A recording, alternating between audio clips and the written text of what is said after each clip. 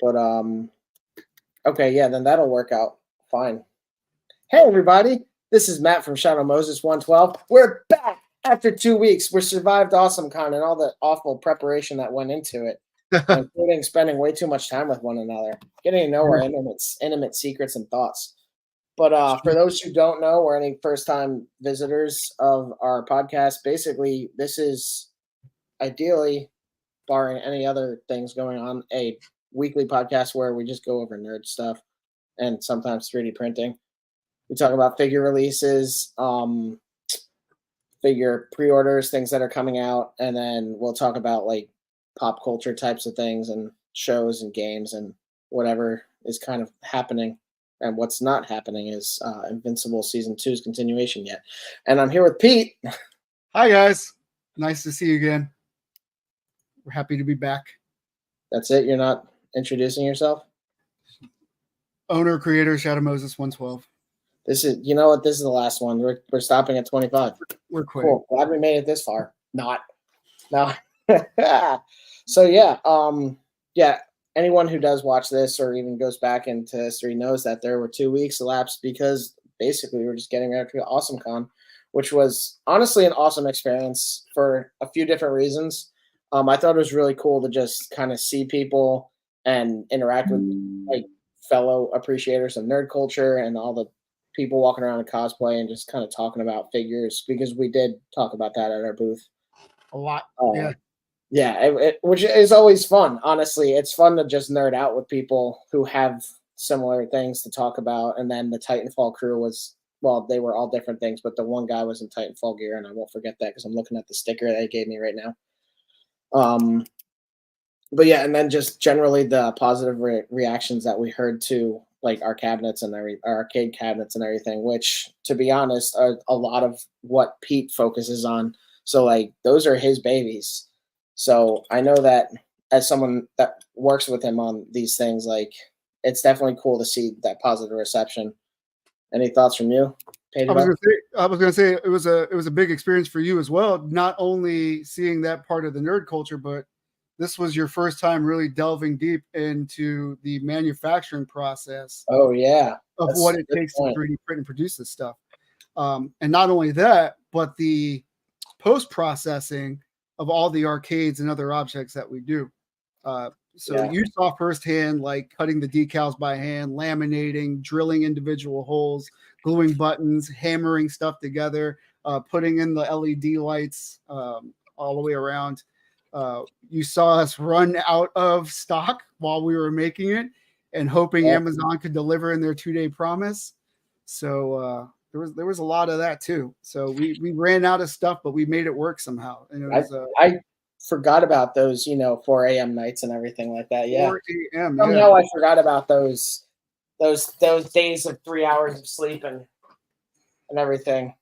But yeah, no, it was also a really good opportunity for me to see more of our behind the scenes, because like I said, the arcade cabinets are really something that you focus on and that you predominantly do for this whole Shadow Moses venture.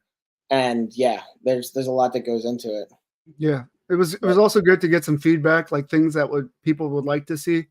I know we just introduced the driving arcade, which is up today for not for pre-order, but for order in general.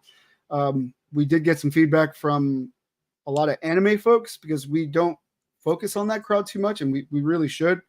But they had recommended doing an Initial D arcade cabinet, so I think that's what we're going to focus on next.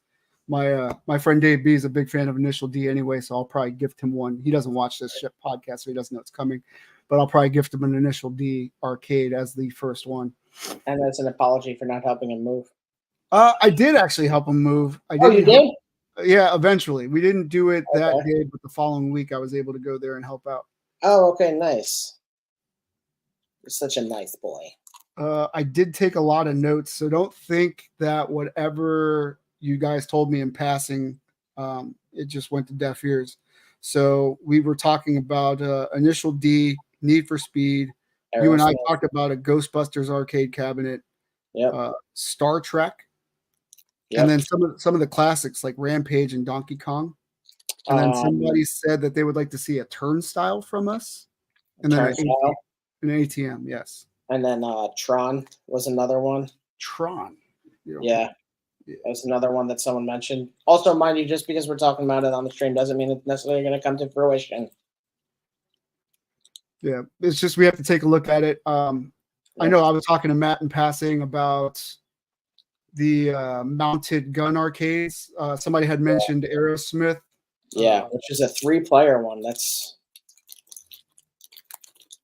and the hard thing about that is our arcade cabinets are made to be adjustable for your true 6 to 7 inch figures.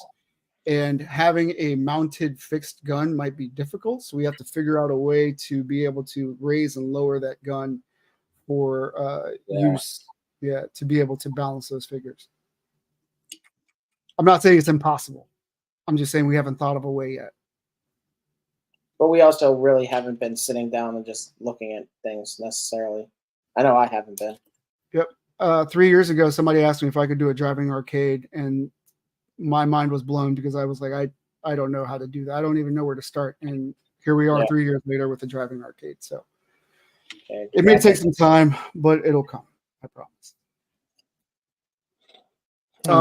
But let's talk about also the type of collectors that we saw. We didn't just run into people that are our core group, which is who we focus on, which is our collectors and photographers. We actually met people that were into mementos, dollhouses. Yeah. They were into just having a piece of nostalgia on their desk. That was the one woman with the Star Wars arcade. Like she just really just appreciated the nostalgia of it, and she had just a bunch of Star Wars things that she collected, and that was just for that collection. Yeah, very cool, very cool. We also met some people that cosplay for a living. Is that the Star Wars lady? I don't know if she was particularly just into Star Wars. Well, she was dressed. I think it was the woman we met on Sunday, right? I believe we met her on Saturday. It was Melanie. She had like a memory room that she was trying to do. She cosplays as Ahsoka sometimes, which is very cool. Yeah. Does an amazing job out of it. And she picked up a Star Wars cabinet, a Mortal Kombat 1 cabinet, and the Mario Kart cabinet. That was mousing around by Mel on Instagram? Yes. Yeah, okay. Yeah. Very cool.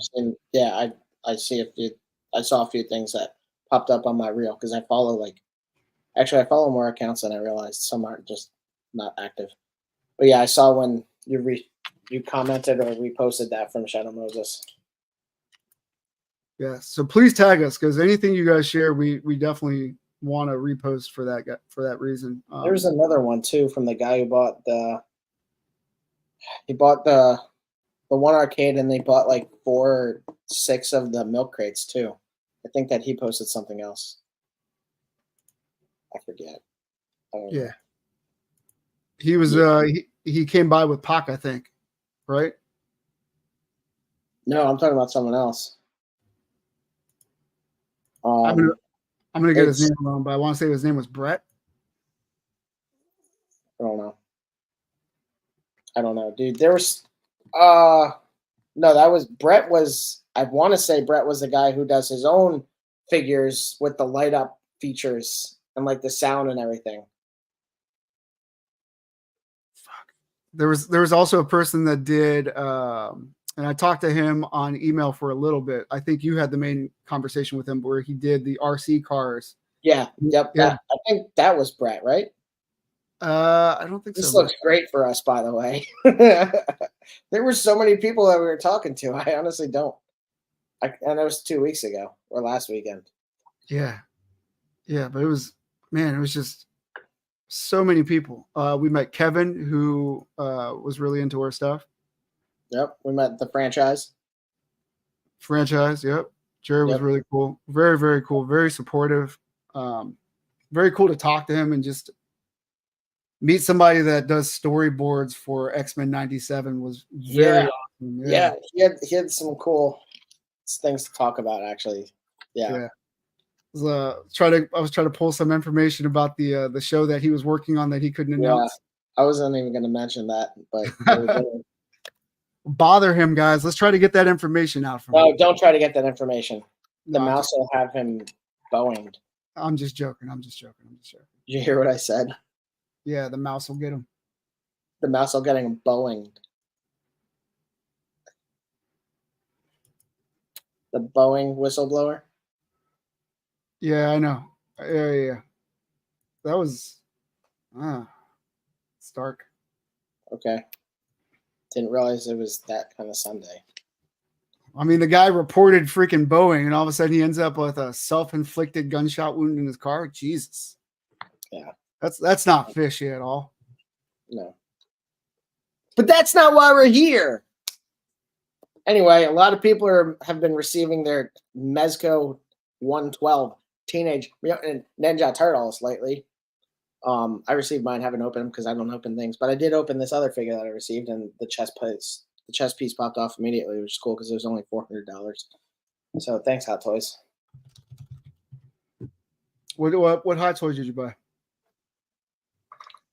Deadpool, but he's an armorized Deadpool, so he's basically in his own Iron Man suit, and it's kind of fucking awesome. I got it on sale. It was actually significantly less than the $400 going price, and it's die-cast, which is also pretty awesome. But Mezco does a really good job with Iron Man suits, so I was like, screw it, I'm going to get it because it was on sale and it looks fun. Jesus. How much was, you spent $400 on that? No, it was cheaper than that. It was on sale. Oh, I hope so. It was. Did you get your Giga yet? Not yet. Because I see people posting reviews on that. I'm afraid. You should be. It's so big. I'm afraid for that reason. Did you see Uncle Jesse's video about it? I saw parts of it. Uncle Jesse was messing around. The video I watched from him was when he was messing around with leveling it because it's such a monster. There are manual leveling settings, and then you can kind of let the machine take over from there. So yeah, whenever I get that and set it up, because I'm not going to be able to set it up immediately because it's so fucking enormous. Yeah, it's going to be fun. And yeah, despite how I don't want to do it, it's probably going to end up having to go on the floor because it's probably heavy as hell. Yeah. Yeah. The one downside that I saw, I can't remember if it was him teaching tech or who's the other guy? 3D printing nerd. I can't remember if it was one of those three, but they were talking about how they did a test print, and because it's 4 sheets joined together, that you had a that was the giant vase. Yeah, but that's also what Uncle Jesse was trying to avoid, because he was trying to make sure that they were all flush with each other, and then he was going to level them. But in general, what you're saying makes sense, and having that issue is likely going to happen at certain points because, I don't know entirely how bed leveling works when you have that flat bed, because realistically it should just be flat. But actually in a great comparison, when I'm modeling stuff in Blender, I can have a square, but it's not quite a manifold polygon because it's technically lilting or something like that. So this is rectangular and it's flat, but if something is off or it's canted, then it's not gonna print level and your bed is gonna be kind of fucky. Well, I think they kind of missed the mark there. What they should have done was gone with something that's like a true flat surface, like a mirror or a borosilicate glass. It probably would have upped the price a little bit more, but those surfaces tend to be true flat. So when they're clipped on, you're not going to get any deviation because it's a flat surface. And if there was textured PEI on top of that, you just offer the option to either flip the glass or leave it on the textured PEI. You probably want the PEI in this instance because it's so large, especially doing things in Vaz mode. I don't think 4 bendable sheets was the right way to go. You're already waiting days to print something that large in the first place. Yeah, because even that you should probably properly wait for it to cool down before popping it off. Yeah. Yeah, it's weird. And like you're really testing the limits of materials and Oh, yeah. more than a few regards. It's Yeah. like, yeah, like I don't know what print speed that thing is supposed to have. But there's no way in hell it's gonna print as fast as like the Cobra 2 or the Creality V3KE. It can't. It would shake as much as a washing machine. It's Well, well, I guess not necessarily, but it's so I was big. thinking there's pros and cons to it. Like it's the size of what 4 of my Cobra 2 Max. Maybe. I think that might be it. So for Yeah, yeah. volume's sake, yeah, that's fantastic. But I just don't see the other purpose for anything that big. I do. But I also got a second print head on it. So like hypothetically, when I get it all ironed out and everything working, I could literally use that to print a fleet of arcades if I wanted to. Because I could have each head doing like even if I'm just doing 4 or 2 per mat, I could have it do 8 of them in one go.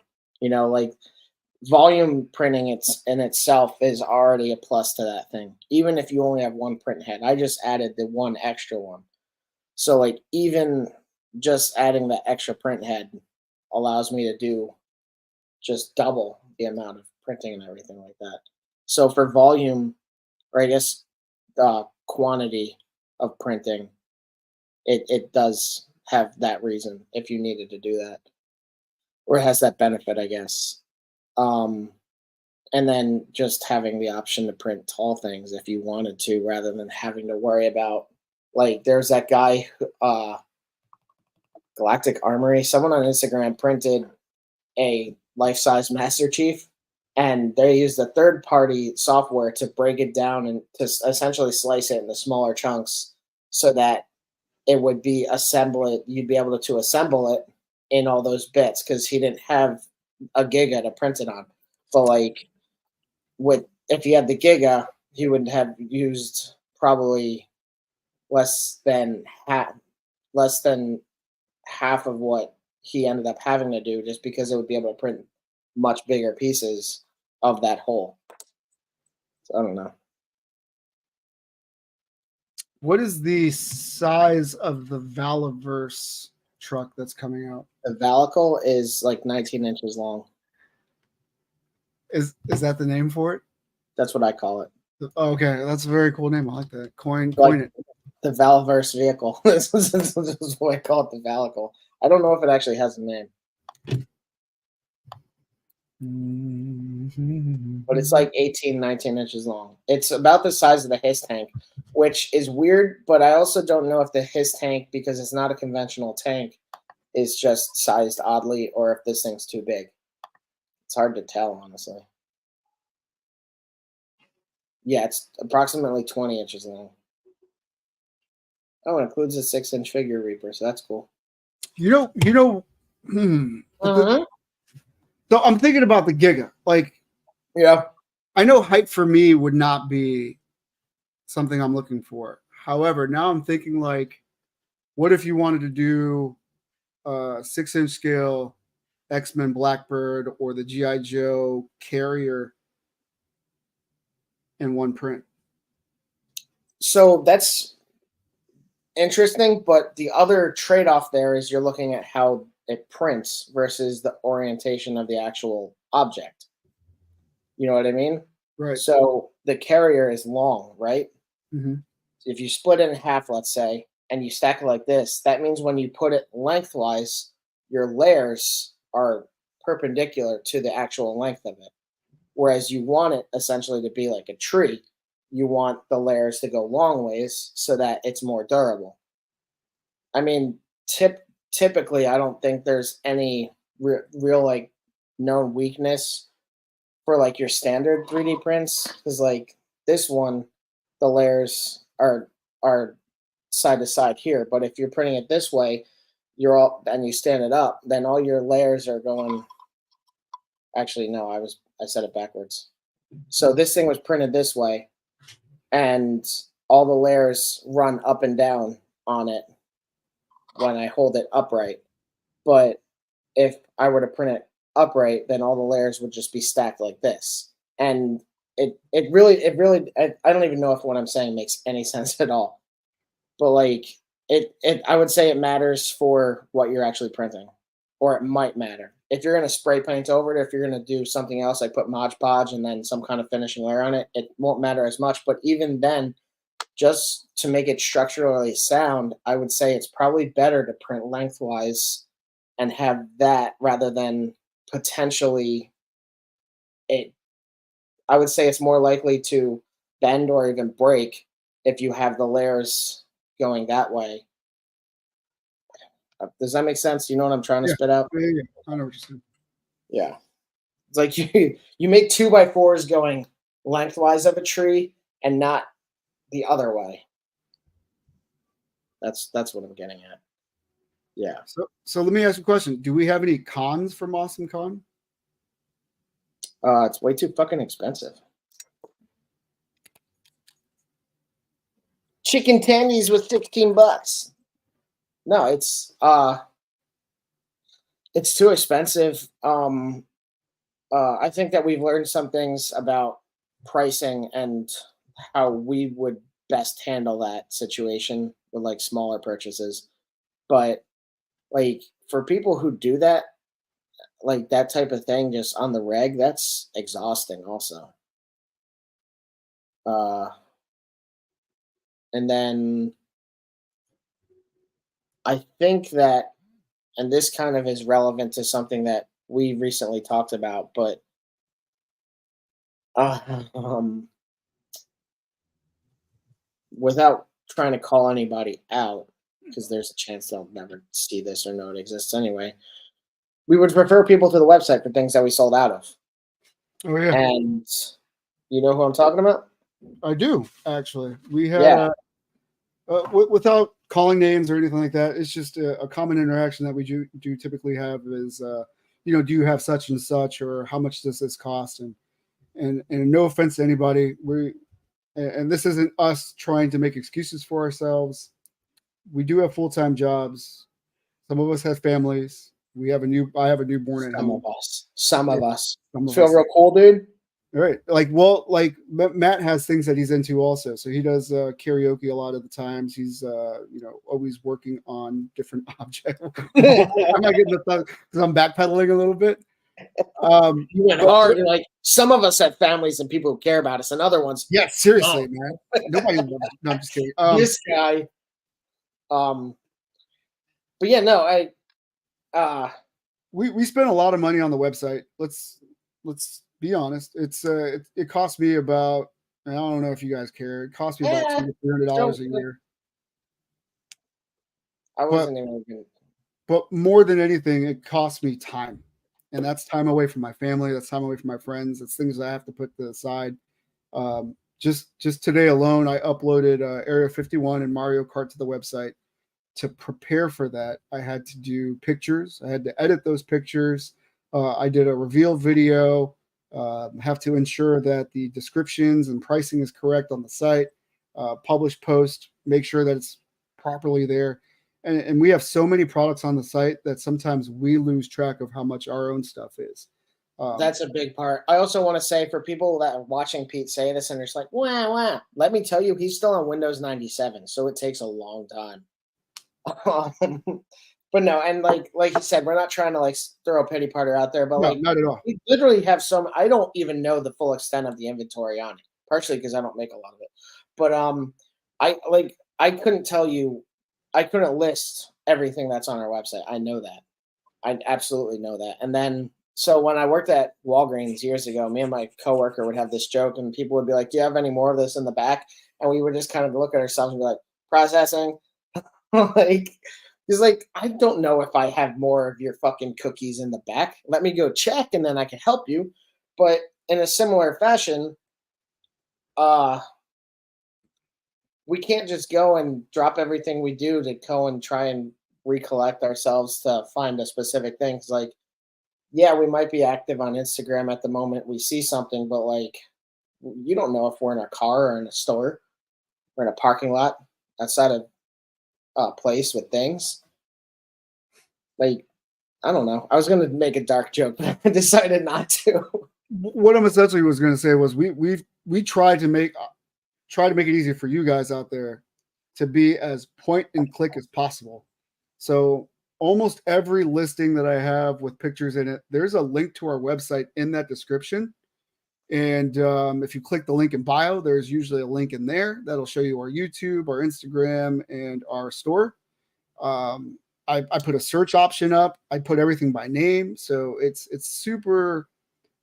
I timed it myself. It took me 15 seconds, and I know you could probably argue that I could have taken that 15 seconds for the customer that was asking the question, but they seem to be upset that I didn't do that for them. And don't get me wrong, I completely understand, but I also want you to know that where we're coming from as well. You know, I in hindsight, if I really wanted to make the sale, I should have went to the site, got the money, or got the price for the object. But at the same token, we put in so much effort and time to make it easier for you folks to find out what that is as well.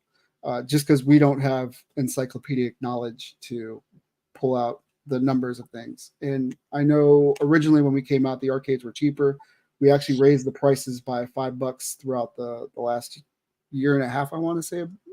But yeah, but that's also not because like we were experiencing record sales or anything like Lego or Hasbro or anybody like that. But the actual things that we put in them went up in price.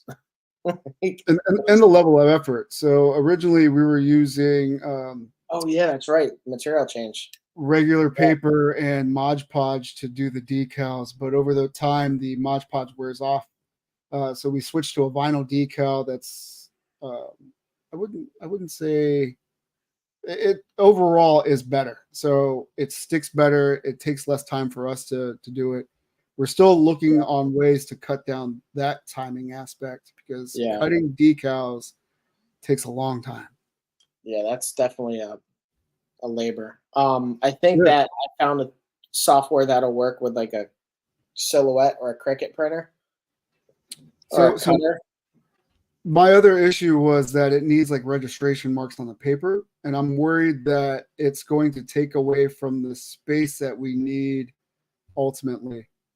I was actually going to say that's one aspect of it that I would need to look into more. You need to send me over one of those image files like we talked about before so that I could actually go into the software and then look into running the whole thing. Shut the fuck up. I'm going to break through this wall like the fucking high C man and smash your heads. It's replenish my fucking red jar with your blood. Why are you so dark, man? Calm down. Why are they so loud? I don't want to hear them. Hey, everybody. Sorry about that. At least you're not that neighbor that's like banging on the wall. Like, shut up. No, I wouldn't ever do that. I would just show up with a hammer. Get anything cool lately, Pete? Actually, was there any more AwesomeCon stuff you want to talk to before I went into a morbid direction and then tried to redirect? I know I asked you if there were any cons. My con that I don't like is I see a lot of people selling free stuff that is on Thingiverse at the cons for sale. Oh yeah, we've talked about that before. Like, or people selling stuff that's print in place, like the website printinplace.com. That's lame. Yeah, and those stuff are supposed to be free and non-licensable, so you're supposed to be able to print that for personal use. Yeah, and you're basically taking money out of the artist's mouth by doing that. And yeah, I think that's kind of lame. I won't lie. Yeah. So I saw a lot of like people doing that. Like somebody had told me like, oh, I got this dragon, blah, blah, blah, from this table down here that's moves around. I paid $8 for that file to print it for my son. And I have not offered anybody a resale just out of respect from the other artist. And to see people at the con, it wasn't just one table. This is like 2 or 3 tables I saw there. That's at every con though. I'm at every con. So yeah, that's everywhere. Be wary of that. Yeah, and it goes the same with dice towers too. Like, just Google 3D. If you want something that you think you could pick up 3D printed, Google it. Even if you don't have a 3D printer, Google it, because you can find somebody with a 3D printer, go to a public library because a lot of them have them anymore. So yeah, before you go spending exorbitant fees on something at a con because it's printed in a rainbow filament or something like that, do a little bit of research, save yourself some money, save the person who created the file without them even knowing it, but like someone's ripping them off and it's not cool. So be cool, do your little bit of research, and if you can go out of your way to help the little guy, don't let the people who are trying to make money off them just do it. Like, it's cool. If I wanted to just rip off people on Thingiverse, I could just go to a con all day and hope that any of it sells, but a lot of it's also just cluttery crap. But yeah. And we may be jumping the gun a little bit. We don't know if these people actually reached out and made deals with them to sell the items or whatever, or got I don't know. They might have, but honestly, so much of what I've seen personally at cons, I know that the octopuses are on print and place, the lizards are on print and place, the dragon you mentioned, they're on print and place. And then dice towers. And honestly, looking at the price points of the things, that consider the price point of it too, because like if someone's selling a dice tower for $20 that's 3D printed, they didn't make it. They bought the file, and maybe they did work something out with the person who actually created it so that they could resell it. But I feel like they would sell it for more profit if it was more of a something like that, because the person who made the file isn't going to just sell it, isn't going to sell them that file and that license fee for $8. Like, they're going to do it for more, which is pretty typical of anyone who's making something to reproduce. Like, if you want to look at Human Generator, is that the Blender thing? Yeah. Like, you have the normal version of that. I have the resale. I have the licensed version of that. I have the resale also. Oh, did you? Okay. Yeah. I didn't know if we were doing it the other, because I fuck around with Blender a lot more than you do. But like, yeah, we went with that, which is, well, no, I mean, but that's a good example of it. Like, that's a more expensive version because it's made with the idea that people are going to utilize it for products that they then sell. And it makes more sense. You're getting that extra bit of money to let other people profit on it. So like, I don't know. Shout out to Chris though. Thank you for your help this that yes. weekend, man. It was awesome having you there. It was really good to have just a third person to help balance communicating with people. Because sometimes you get, like, you really think a lot goes on in the back, but sometimes it's all just loaded right up front, and you really need to figure out a way to balance that out, keep that front load from consuming and turning into something else. Yeah. There's so many jokes and memories off of that too, though. That's what I was saying. Yeah. Oh, right up front, like, but I don't even know like what to start with. But yeah, it was like, there were definitely good parts of that. It was cool to kind of hang out in the downtime a bit and just like talking to people about shit, like nerding it about Titanfall. Again, I'll mention that. I will say, Chris, as long as I've known you, you are the biggest fucking geek I've ever met. You are a bigger geek than I give you credit for. I would have never thought you would have said anything about like Magic the Gathering and like get excited about that. Like, oh, what kind of deck are you using? I was like, what the hell? Did you work that out? I don't even know you anymore, Chris. Did everything get sorted out with that gentleman? What are you talking about? The guy who was talking to Chris about Magic the Gathering, Mortal Kombat. Yeah. He had just to be open about it. He had an issue with his Mortal Kombat cabinet and both cabinets. He said that the screen didn't properly sit in the Mario Kart arcade. I wasn't sure how to help him with that because we tested all the cabinets before they went out. We put video on Instagram showing how the screens look on each cabinet. I even made sure to lower the depth on the kick portion just so it would be able to hold that properly. We shook it, we tested it. Remember that? Yep. Make sure it doesn't pop out. But he was able to find a fix for that. The Mortal Kombat one was completely missing a deck. So I guess somewhere in the wrapping process it must have popped out. I'm guessing that was a leftover from the previous con we did. Possibly. Because everything that we packaged for this one was assembled and then ready. We had it all on that display shelf. So I'm guessing it was something like that, you know? Yeah. So what I did was I created a brand new deck for him, and I threw in some updated screens because I think it came with the legacy one where you had to put the plastic over it. So we recently switched over to laminating our screens because not only do they look better, but they prevent you from losing an item, and they make the product more durable overall. So like now there's a level of water resistance to the lights, to the vinyl, to the anything that's laminated on there, the thing being plastic in the first place. So there's a level of water resistance all across the board now, whereas you didn't have that before. So not only to make things better for him, I included those screens for free. But yeah, he seems to be good to go. He told me that he got everything Cool. Friday or Thursday. Okay, cool. That got sorted. I figured it did, but we hadn't talked. We hadn't really talked. We really just have been decompressing from the previous 2 weeks this whole week. Like I know that I sat down with 2 models that I'm working on of like the 8, but yeah. So yeah, no, I know that we've been kind of just taking it easy a little bit. To Yeah, kind of I actually found those Star Wars screens, Chris. They were in the bottom of the bin. Weird. Yeah. What have we been doing since we got back from AwesomeCon? How have we been? Shockwave. Shockwave. I got a bunch of stuff, man. I don't know. Using clearance at Walmart, and Shockwave's cute.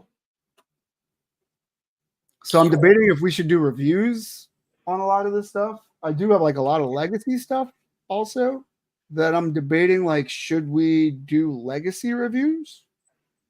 Like an appreciation post, like, hey, I'm late to the game, but here's this figure. I don't know. What kind of stuff are you talking about, Pete?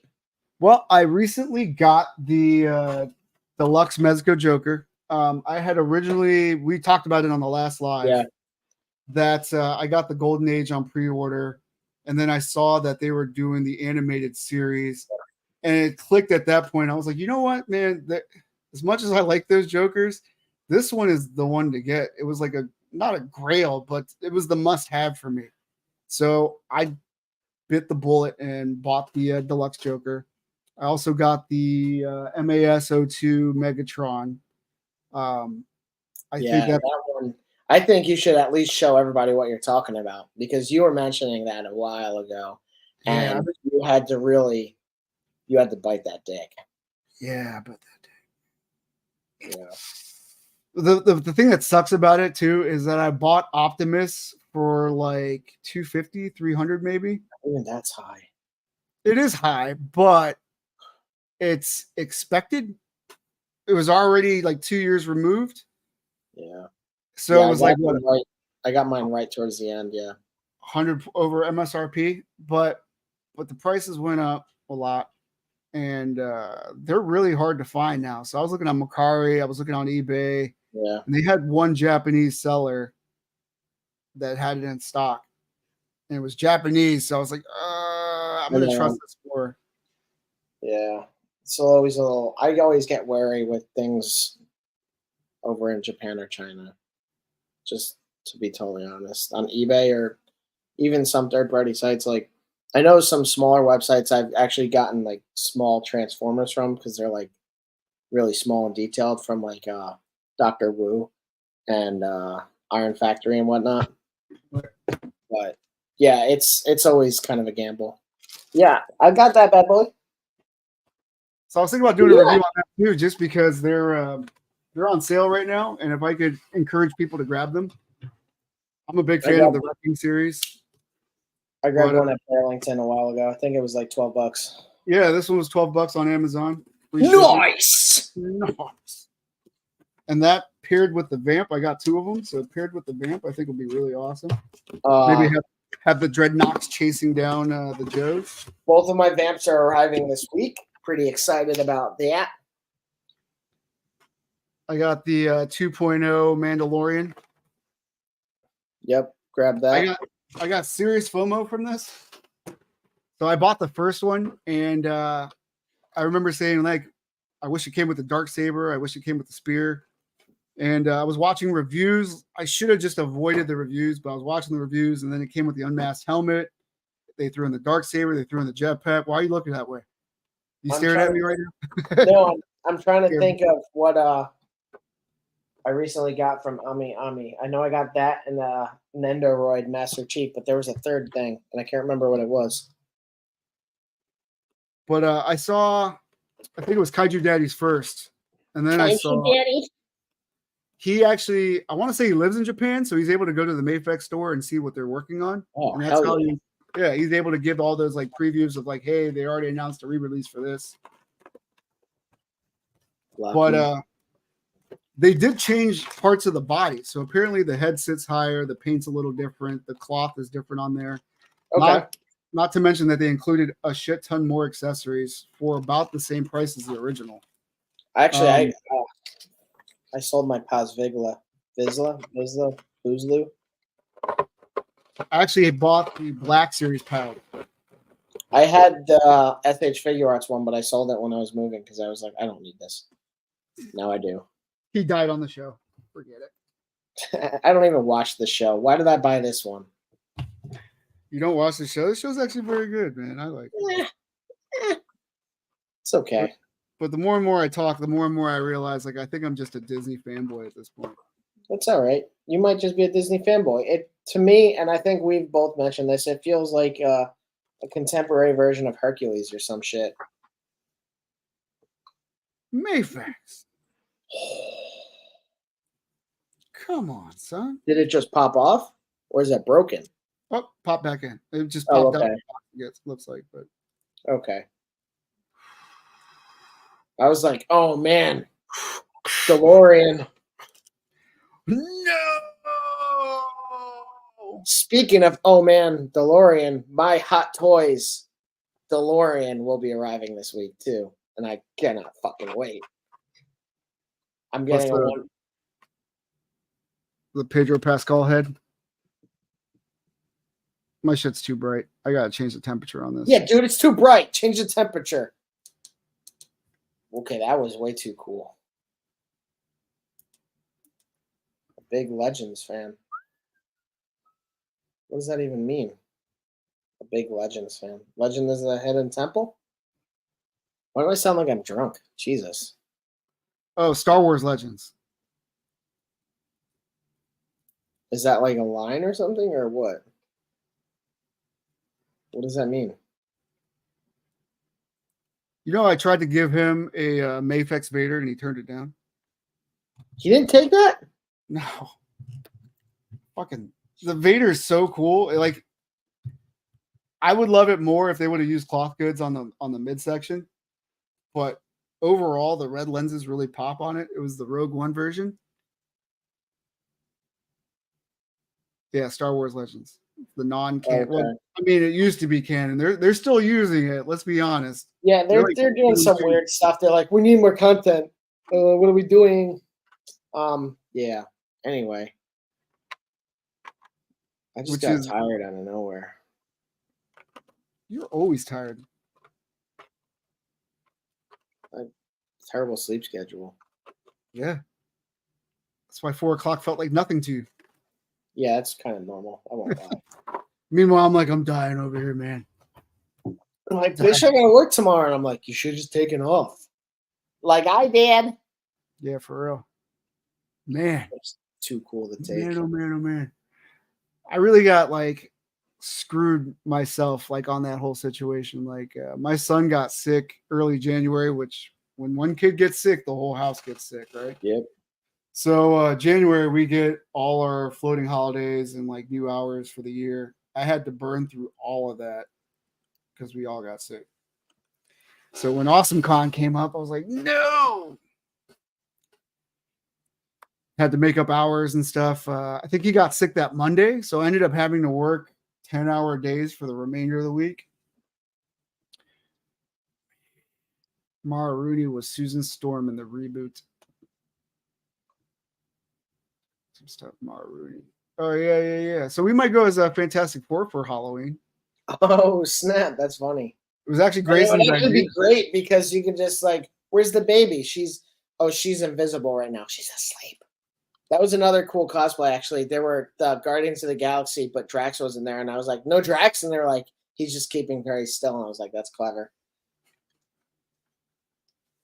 Yeah, I was like, that's clever. Yeah. I can't son remember. Volunteered me for Thing. He what? He volunteered me for Thing. So he's going to be Mr. Fantastic. My wife will be Invisible Woman. So what's your daughter going to be? Johnny Storm. The Human Torch Baby. Human Torch Baby. She'll light your cigarette for you. That's representative. Layla should be the Thing. Oh my god. Anyway. AwesomeCon. Also the staff. Staff was great, but I don't feel like they gave the materials they needed to properly help people there. I think in some way the staff was great. Then you had people in blue crew shirts who were basically using it as an excuse to walk around the con and not figure out how to clean up puddles. Like, how many people did you clean that puddle? Yeah, they was there for half an hour, and like that was not a floor for water. Like, I was really worried someone was going to slip and get hurt. For those who don't know, on the last day, somebody didn't know how bottles worked and shot water all over the floor, and there was just this big puddle on the concrete floor right outside our booth, right next to our booth, and actually by the booth that we were neighboring. And I was like, someone's going to fall in this. So like we put a chair over it, but then I went to this woman in a crew shirt, and she's literally just standing there holding her phone, like voice timing, looking at all different t-shirts at this booth. And I'm like, what are you doing? You not work here? And then I got her attention, went over to this other booth. That lady was like, what's the radio? And then this other woman happened to be hearing, and she's like, there's a spill. And I was like, yes. And she's like, I'll get someone on that. And then 15 minutes after that, like the guy showed up, and like he actually cleaned the hell out of that puddle. He buffed and cleaned it, and he did a good job cleaning it. So it wasn't like he mopped it up and the floor was still wet. Like he mopped it up, and then he went over with the thing, changed that, made sure it was all dry. Like he did actually dry the hell out of it. So like kudos to them on that. But like other than that, the blue crew was like, yeah, they were just attending. But yeah, otherwise the staff, like the formal staff, especially of the place, like the guys, the door people were really nice, and like definitely had a lot of patience, because like there's that guy that when we were walking in right before the dog area, like that guy was he was like the most patient guy ever. He's just polite to everybody, just generally just being a nice guy and everything. Like, yeah. So we had 2 water spills. The first one was just forget about it. Never happened. It evaporated before anybody showed up. And then I cut myself. I went looking for a Band-Aid, and nobody had Band-Aids. Yeah. So that was an awkward thing. Like, but it was cool, man. Like I see what they do for the kids. That was fantastic. They had that was actually because Grayson was over playing with the whole train thing and like conniving to consume other train pieces. Like once he like eyed a piece, he would just be like, that kid's not touching it. Yeah, that's my son. Yeah. Like, by the end, he had the whole thing like wrapped around in tracks. Like it was Well, like no, and then they did. It looked like they did have a lot of things. So it's like a lot of these conventions are not geared towards younger kids. So like it was cool to see that they had stuff to occupy the little shits when you're out there. Tape and napkins, man. Yeah, remember I ended up doing that for yeah, for your wound. But yeah, no, that was definitely cool. Honestly, the people at like that we interacted from with whom we interacted from different booths were also pretty cool, by and large. Like I know the people that were neighboring us with all the floor mats. I forget what they called their business. It was KT Designs. Yeah. That's right. They had really cool, like those little fluffy floor mat kind of things. They looked pretty cool. And then the woman at the booth behind us, she was pretty nice. With the gemstones. Yeah. Yeah. Someone when we were going in, when you were on the other side of the block from us, because Chris and I made that left right there. Some guy randomly started talking to us. Is like, "Is Thanos gonna be there?" And I'm just like, I don't know, dude. And we get inside, and we realize that she has the gemstones, and me and Chris are like, "She's Thanos." It was so funny at that moment, and nobody here understands what the hell is I'm talking about, except for She's Chris. probably more the TVA agents that use them as paperweights. Yeah, You didn't see Loki. I did. Why don't you remember that joke? It's just not funny. Oh, okay. No, I did. Yeah, that was also, to digress, it was also a weird choice to make something that was so vital in the first decade of the Marvel movies so ultimately obsolete. Yeah, like scratching Nick Fury's eye by a cat, you know?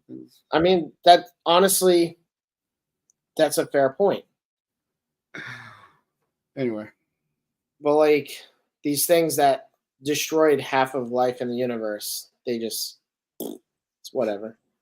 Like, Oh man, but you know what we did miss out on that Chris and I tried to catch a glimpse of? what's that? We tried to see Natasha Bordizzo, Rosario Dawson, Hayden Christensen. We tried to walk to that celebrity area. We ended up seeing I'm sorry if I'm messing up the name, David Yost, the Blue Ranger, Walter Jones, the Black Ranger. I don't think we saw Orlando Jones, or did we?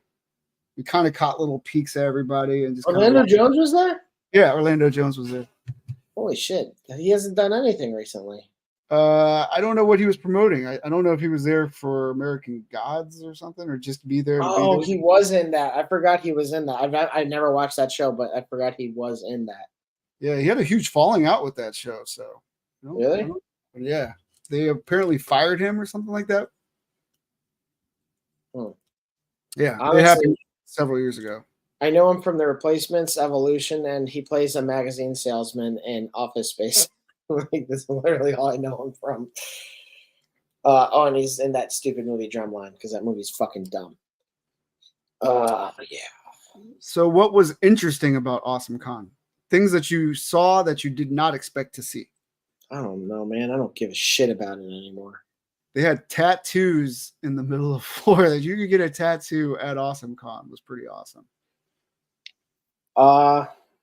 G Fuel was there. I know we went to go visit them a couple times. Some kid was drinking it. His mouth is stained red as he's like drinking from the can. I'm like, parents, don't let your kids drink freaking. Like I mentioned that to Chris. I was like, that kid's drinking G Fuel, and Chris is like, what? Like, this kid's drinking pure kerosene. Leave little Kyle alone. Oh my god! Jeez, before he punches a hole in the wall. I don't know necessarily what I thought might have been interesting from the con. Again, I just thought that there were some really cool interactions with people, and I did get to talk about 3D printing with some people, which I thought was pretty cool. A lot of Bamboo Labs people out there. Yeah. So I bought 2 pieces of art from Jerry, which was really cool, and we got them framed at the show. I don't want to go into the Bamboo Labs. He just skirts it immediately. No, that's fair. Well, it's actually funny because the video you sent me about the guy who was doing the test print on the Giga, if I scrolled down a little bit more, and there was this guy who I guess talks about 3D printers, and it's like, do not buy these. And one I think is a Neptune, like the newer Neptune printer, and then next to him he also has the Bamboo X1. I'm like, that's funny. Like, there are parts of the Bamboo that are really appealing, but also the fact that it poops, as Uncle Jesse calls it. I feel like there's so much waste on it too. Like, and I get that it's probably for the sake of better print quality when you're changing colors, but like, I don't know. Man, I don't want to alienate our audience, but the Bamboo Labs owners are like the former Prusa owners who remind me of like the Tesla drivers. You know what I'm saying? You know what I'm saying? Yes, I know what you were saying. You know what I'm saying? Anyway, Yeah. So I know that you and Chris both got artwork from Jerry. What? Oh, I thought you were making a joke like a. Anyway, so let's keep it moving. So That's kind of what I was doing. Yeah, I was just like, well, that's cute. I'm gonna take a Motrin and try not to die. what else, man? There was a bunch of cool stuff. I don't know, man. There were a lot of cool things. There was a lot of cool cosplay. There were the little guys with the droids, except when he was rolling around with R2D2 that had no head on it. So that was a weird decision. Yeah, way to ruin kids' lives, guy. Yeah, they still enjoyed it. And he was like, "Oh, I don't care if they spill their G Fuel on this one. It's broken." My son's a big Five Nights at Freddy's fan. I think I saw about 4 people. Yeah, so there was definitely we should have made a list of all the unique cosplays because I would say that people going full Five Nights at Freddy's was pretty unique. And then we saw 2 from Midsummer, which were cool. The one was slightly better because the bear had all the pieces of fire like strapped to it. There was Laszlo and I can't remember her name from What We Do in the Shadows, and they were actually pretty legit.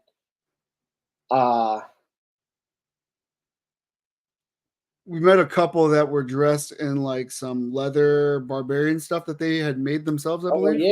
Yeah, because they did the Ren Fair. Yeah, they looked like the Forsworn from Skyrim, kind of. That's what it made me think of. New York City. We saw some people like half-ass a Mandalorian, like they had the shirt on with like the Mandalorian pattern, but we did see a guy fully decked out in Mandalorian gear. Yeah. Yep. Oh, and then there were the Jawas. Which were awesome. Yeah, I got video. The Jawas were awesome. What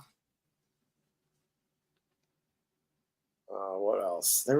There was of course the Ghostbuster crew because Ghostbusters fans go hard, and I think that most of them were rocking that Hasbro Proton plaque that we actually had when Dan was a guest. Like he was showing that off with all the different features. Yeah, I'm surprised I didn't see Dan there. Dan, you should have came. If you're doing the rewatch, you should have came, Dan. It's far from where he lives. I don't give a shit. You take a helicopter. It's not that far. You take a short train. Sabine Wren, yeah. Yep. We saw 2 women dressed as Rey. We saw there were a lot of Padmes too. Padmes, yeah. Padmes. There was which Sith Lord was that person dressed as? Oh, Chris's favorite. Darth Ren. No, not Fire Peach, Chris. That's Mario. I forget. I know. Yeah, you did take a picture of Princess Peach. I think I remember because your daughter loves Princess Peach. Millions of peaches for me. Sucking on my titties like you wanted me, calling me all the time like Bonnie. Check out my Chrissy behind. That's not how the song goes. What are you doing? What else is in the teaches of peaches? What? That's a weird song. So yeah. What do I got? I got 3D printer stuff. So I think I diagnosed, huh? Like a girl with a dirty microwave. What does that mean? You look like you have unkempt cleaning household appliances. Yeah, there was a lot of like front butts and back butts at the con too. We were talking about that. I was being way more discreet when I mentioned it, but okay. Yeah. Any who's'll be what? So I was going to talk about 3D printing a little bit. Okay. I've been having some issues with my brand new Cobra 2 Max, and hopefully somebody rewatches this and gets some help on it. I basically tore the whole Y-axis apart and rebuilt it, and then re-greased it, and then reprinted my files, and I was still getting Y-axis layer shift. I don't know if you can really see it on this one, but there is a lip on that, and there should not be a lip on that. Was that the one of the ones that you brought out? That brought out? last weekend? No, it wasn't. For some reason, it didn't happen until like the day before the con. I started getting all the layer shifts. Okay. Yeah, I started sending you like a flood of pictures, like what the fuck is going on? Like, Yeah, I remember that. No, because like even the one plug that you had, with the 1 and 2, the one had that really big bulge on the side of it, and I wasn't sure if that's what you were holding up there or not. So the Big bulge. what I finally diagnosed the issue as is software related. I think it's the slicer. I'm moved over to Prusa slicer, and I am not getting the issue, but I am just doing these small little bricks to test. But so far, so good. I'm going to try to slice a bigger file, and we'll try that. Because so weird. If you look at their troubleshooting guide for the Y-axis, it'll say tighten belts, make sure it's lubed, make sure that the axle is properly aligned. So I did all of that. I unloosened screws, retightened everything, make sure it was like guitar string tight, Yeah. And even redid the axle, returned the nuts to make sure they were tight. And I'm still getting Y layer shifts, and I'm making sure there's no debris in the pathway of it. I just couldn't figure it out. So finally, I was just like, before I do anything, let me just change slicers, and that seemed to work. Did you try redoing that file completely over in Anycubic again? I did not, because if you remember, I was trying to redo the brick wall, and the brick wall shifted. And then I retried to do just the peg, and the peg. Oh, you were just getting pissed off with Anycubic at that point. So okay, yeah. I get that. Yeah. I get that. Because like continue, sorry. No, I was just gonna say, like, that's two different files sliced, and they both had errors. So to move to another one, I was as much as I like Anycubic's simplicity of Prusa slicer, I don't like fuck ups. Yeah. So I did have that one issue with, I want to say it was on Anycubic. I was printing out the snack machine or soda machine. I forget what it was. And it was printing fine. And all of a sudden, like a half inch or an inch, the whole thing just slid over. And then it was printing fine after that. But like for some reason, the whole fucking thing moved over entirely. And so I basically just deleted that file, resliced and everything, and printed it with the same software, and I had no issues.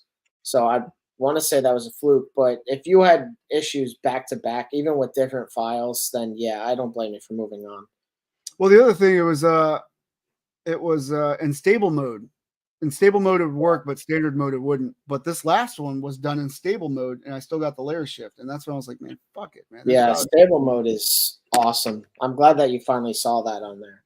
And then actually, speaking about 3D printers, I haven't fucked with it yet, unfortunately, but I did finally find out on the Ender 3, the KE, where I can adjust the Z offset. It was not in it. The menu is kind of similar to the Cobra 2, but it's different in some ways. And like, I thought the Z offset would have been in a different location, but it's actually in the adjustment, where there's 3 different tabs, and that's where you'd also like extrude or retract to swap out your filaments like the proper way.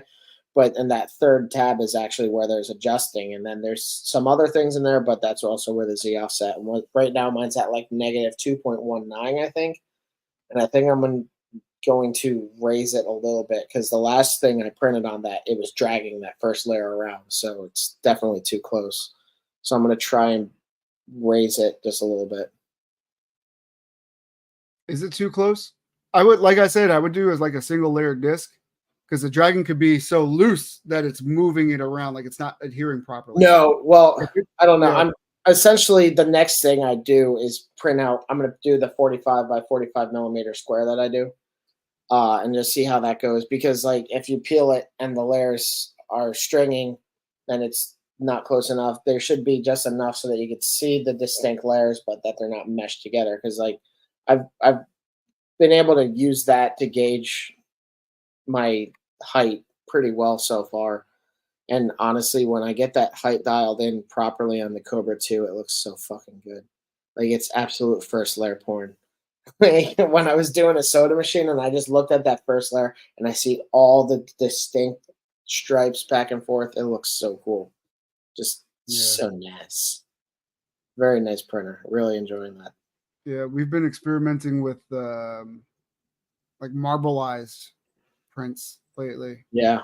Yeah, you've seen it, and I don't know if you guys online have really been paying attention to it, but this is supposed to be like a stone PLA. It probably looks very whitewashed here, but Yeah, it's hard you to can tell. see nice little textures that make it look like stone.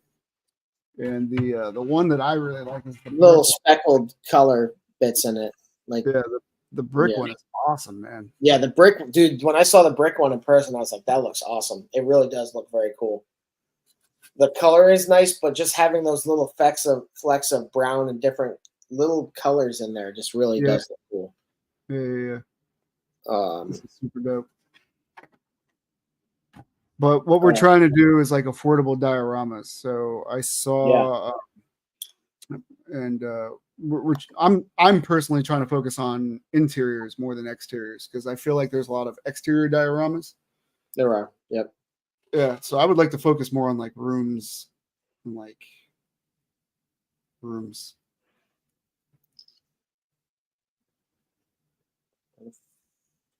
Did I say rooms? Rooms.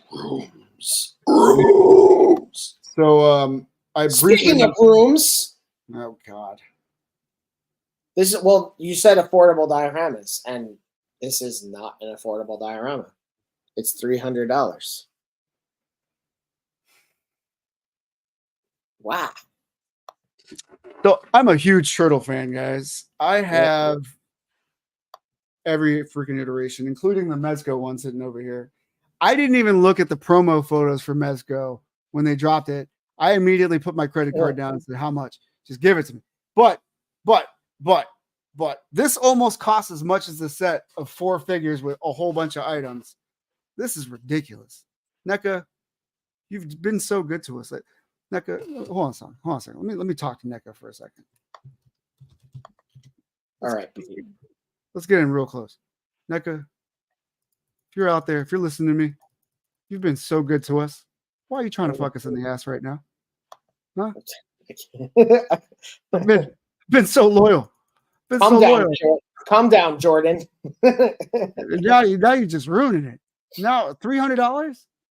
I feel like this is the living room set with like some pipes, and then you just threw other stuff in there. It don't cost you $300. This is the closest we'll get to live action editing or anything like that. I would love to do it, but it's hard to do that shit live. NECA, what are you doing? Stop.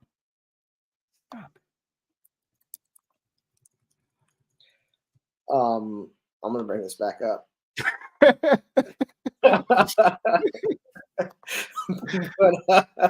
But yeah, I mean, it looks cool. They definitely got that art style down, but like, it's so much. Yeah, that's a lot. So much monies. I have a feeling I'm gonna have like remorse, like FOMO for not getting this, but I can't. Like ethically, I cannot. No. You could we could take the time and reproduce this if we wanted to. Anyone with a little bit of know-how in 3D design and a 3D printer could reproduce this. It would cost them more money than it would probably cost them more than $300 and everything like that, but like, they could do it themselves. Does the Switch work on that? Oh, they look like they move. Oh, I think all of these things function. I think this little claw guy moves and everything. I think the little switches work. But like, Pete, you could make this. I need a support group of like other Turtles collectors that are sad that NECA charges $300 for this diorama, just so we could just like hug it out. Would you guys call them? Would you call them your shells? Yeah, I don't get the joke, but yeah, because they're protective. Interesting.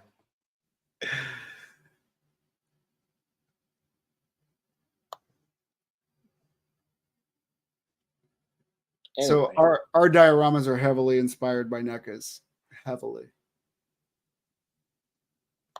But I'm trying to think of how to keep it clean, how to take it a step further. Yeah, because that's pretty much single purpose there. Like, it looked like there might be some more so mixing around with different things that are inside of it, but like, largely that looked pretty single function. Yeah, so we want something that people have a lot more opportunity to play around with and reuse rather than something that's so specifically like an underground lab or something. So it's cool. Like, so this is the corner piece. Basically, you just plug it in. And it doesn't go in the first hole. The other one goes in the second hole. But it's a little loose, and that's what I'm trying to figure out right now. Is that the middle hole? This one's the third one down. You could probably try a top one just to be safe. Either way, it's not as tight as I want it to be. Right. The job done as it is, but for people out there that are planning on purchasing this or looking at the progress that we're doing, I want to make sure that it's, so this one's pretty loose, but this one is under supports, and see that click, that's what I want. I want that for every single one of them. So if I can get that tightness there, that's what I'm gonna sell to you guys. Well, that's the idea, but even ones that do that, be mindful that they will stop eventually doing that because they all wear down. Yeah, but it won't be worn down enough where it'll be a hole like this, like that. Yeah, no, I'm more so saying it as a QC thing. Like, right. It's not necessarily an issue that it's not clicking at some point. If the more you mess around with them, the more it's going to wear down. But the cool thing is we're pricing it accordingly. So they're not going to be $300 sets. They won't even be 100. Well, I could see one of our sets being like about $100 if we do the whole base with the 6 walls with all the plugs. Well, actually the flooring would be in there too. So 400 what? No, I'm kidding. I'm fucking around. No, there's a lot of things that we have to reevaluate with price points. In all honesty, we need to get it functioning, and then it'll be time to address price points because I feel like there's going to be different amounts of things that people want. So yeah, and also created like some cool stencils. Like I was telling Matt before the show started, I got really excited about painting these, and I made a small stencil that just covers the tiles. And completely forgot to tape off, so there's like red overspray on these areas. Yeah, if you were at the con, you saw it. What happened? If you were at the con, you saw it. Yeah, if you're at the con, you saw it. So I created some stencils to go over the entire object, so that way there's no mistakes. Well, there's no overspray whatsoever. It's so excessive, but super excessive, but it ensures a good product for you and my son, who will probably love these Five Nights at Freddy's walls when they're done. Yeah, that'll be the next thing that he doesn't stop playing around with and drives you crazy. Yeah. You ready for Treat Sharks? Yeah, let's do it. So this past week, and because we've been gone for 2 weeks, it's going to be probably some old news that we go over on this. Sorry about that in advance. But we got some Street Sharks happening. They're bringing them back for the 30th anniversary. And I didn't even realize that this was wave 1. I thought it was just like a limited run they're doing. So they're really trying to bank on your nostalgia there. But from what my research tells me, because Pete asked me if it was basically the same figure, and it looks like they did do a good amount of reworking on these, because from what I could see on the original ones, they were much more gimmick-based figures. So the trailer had like this shark guy here. I don't know their names. That's probably Slash. So yeah, actually. So Ripster, sorry. So Ripster looked like he had a gimmick where he had a twist in his hip, and like they were using him basically, they twist him one way and then he would punch effectively in the opposite manner as it swings back. But like these ones actually have like elbow articulation, wrist articulation, like they have like a simulated ball joint and then some knee joints and everything like that. So, okay. Didn't want to do that. But, oh my God. Mattel's doing these, correct? I think so, yeah. Yeah, it looks like the original ones were 5 points. So the arms, yeah, the waist, thank you. Yeah. Yeah, I was trying to get a really good picture of it, and I just didn't get one in time. But yeah, so it does say press my fin. So it looks like this guy. So this guy does have a gimmick also, but it's probably just a slightly different type of gimmick. I also like, honestly, I like the way they're packaged. I think that's a cool design. It makes them stand out, and it is more faithful to the original packaging that they had. So then this one will be Jab, I guess. It does look like the mouth moves though. How?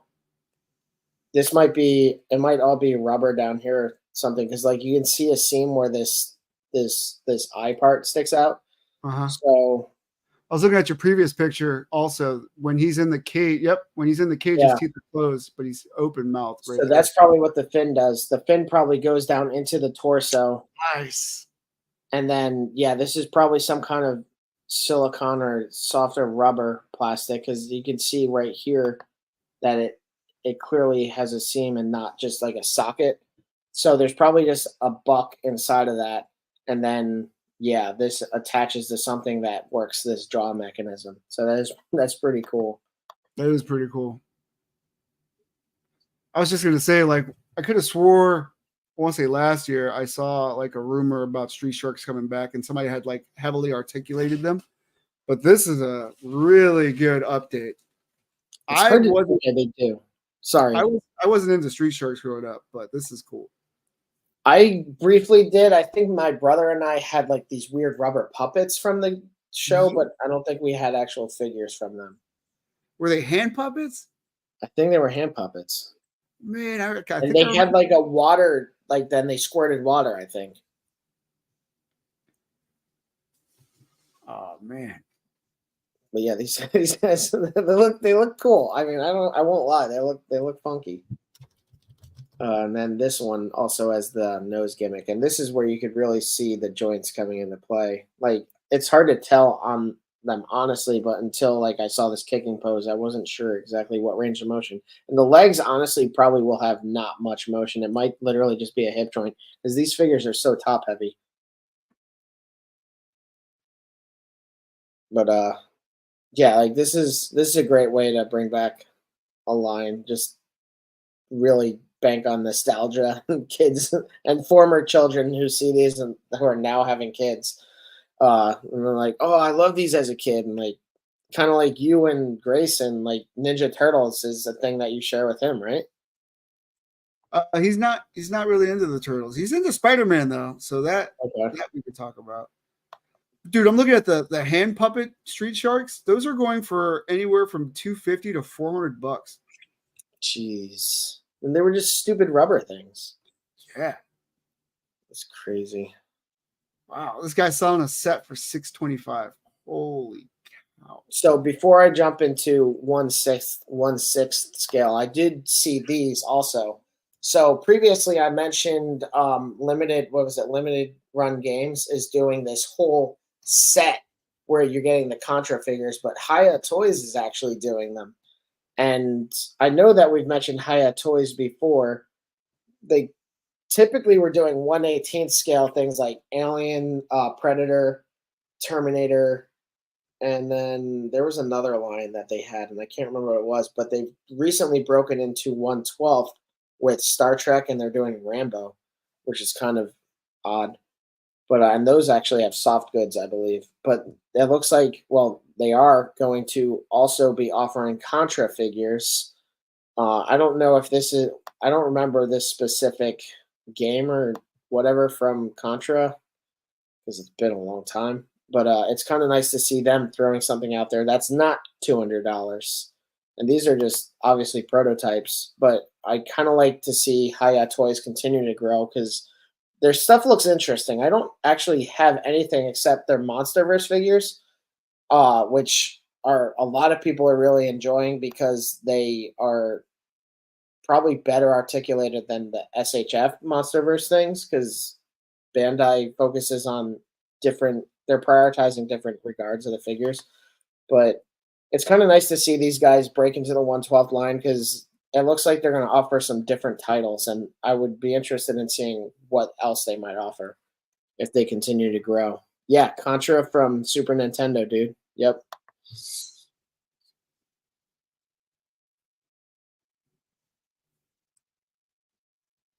Yeah, I'm definitely going to be interested in seeing these guys come Pick come to me. life. Pick me. What? Pick me. Go. So I just Googled Contra Operation Galuga. It's a game that just came out a week ago. Oh, okay. Huh. I didn't even know they were still putting out Contra stuff. That's funny. Yeah, the way I'm on my laptop, I can't see the StreamYard stuff at the same time as I'm seeing the other thing. So just say something if you need me to pick you. Interesting. Yeah, and it looks like they're going like 5 different characters you could pick from, but it's still Okay. the same Contra gameplay, which is pretty cool. What did it come out on? Looks like Switch, Steam. I have to go back a little bit.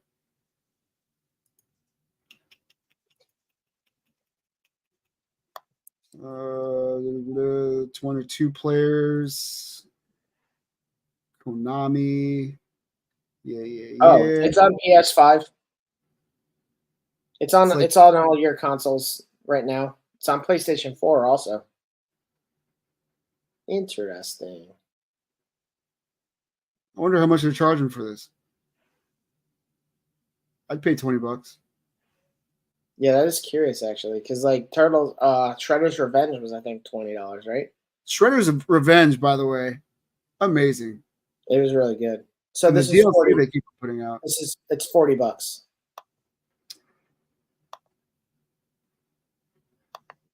Okay. Although it's not, so GameSpot only gave it a 6 out of 10. The good recaptures feel of classic Contra action. Smart mechanical upgrades like double jump make the original gameplay loop feel modern without sacrificing the classic feel. A perks shop lets you strategize a preferred playstyle and compensate for the game's difficulty.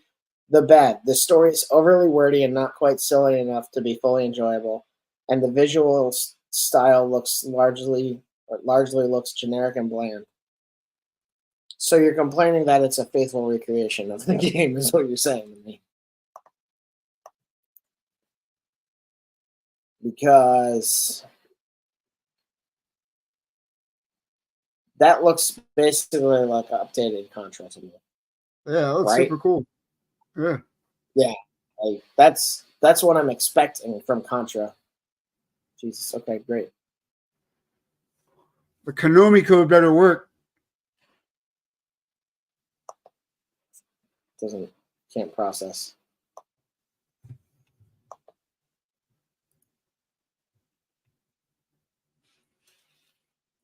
The Konami code, I wonder if it'll give you extra lives and stuff.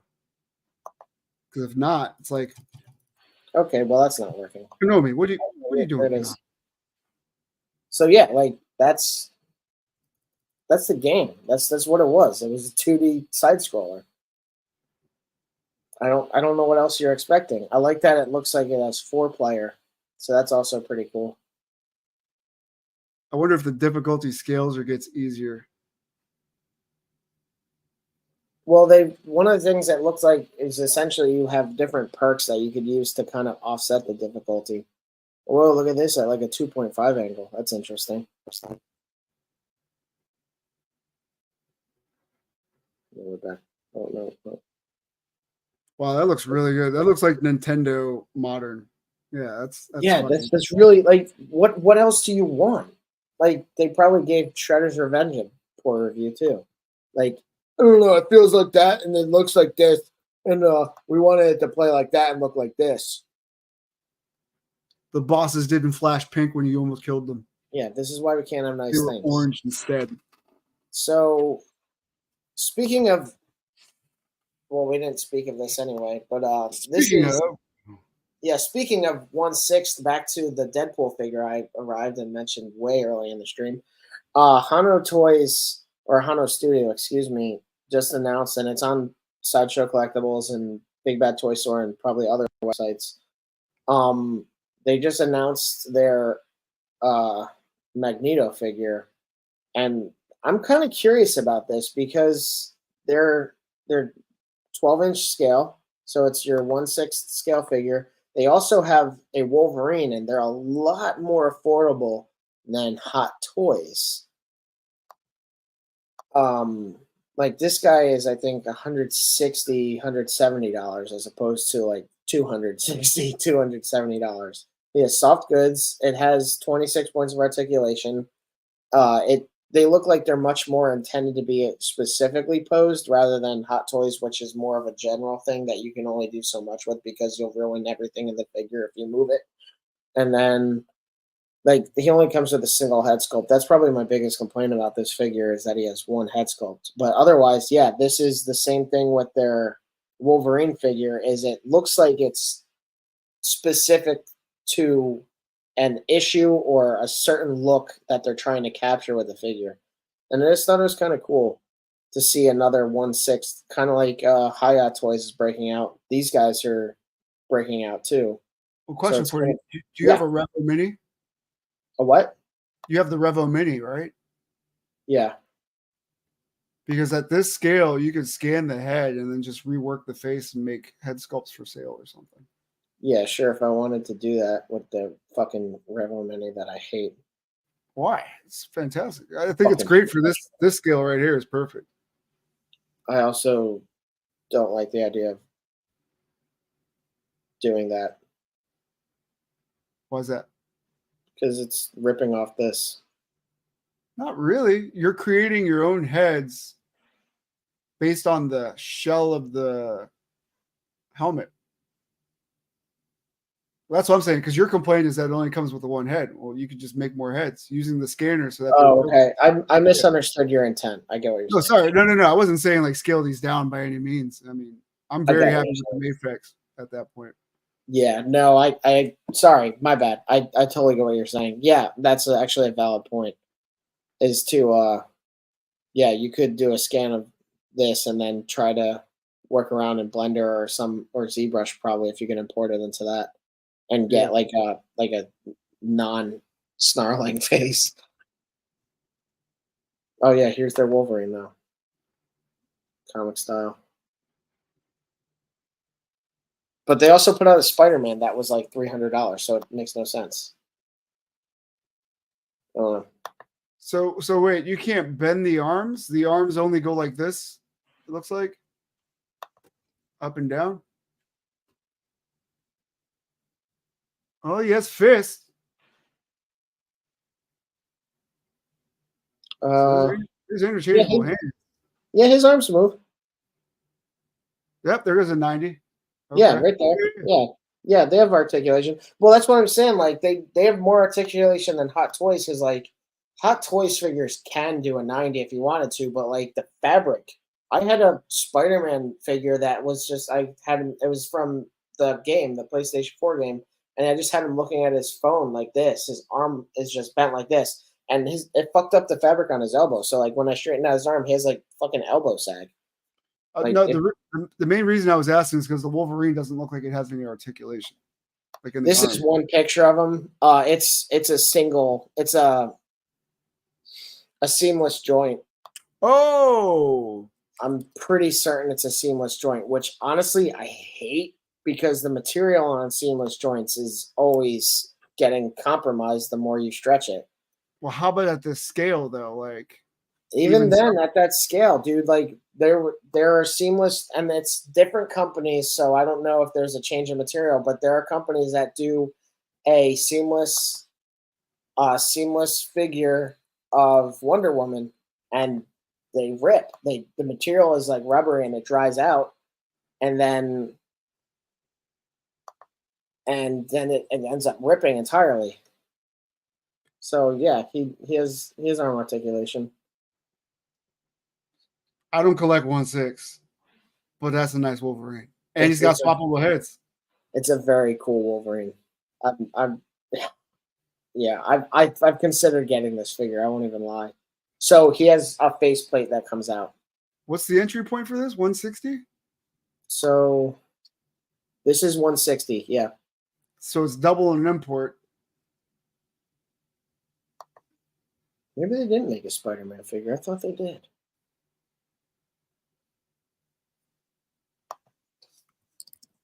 Let me look that up real fast. What was that other?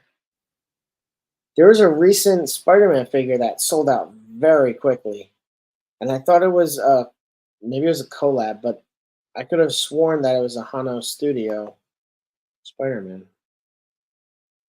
I got a link I want to share with you also, and maybe I can get your opinion on this live. Sure. You ready?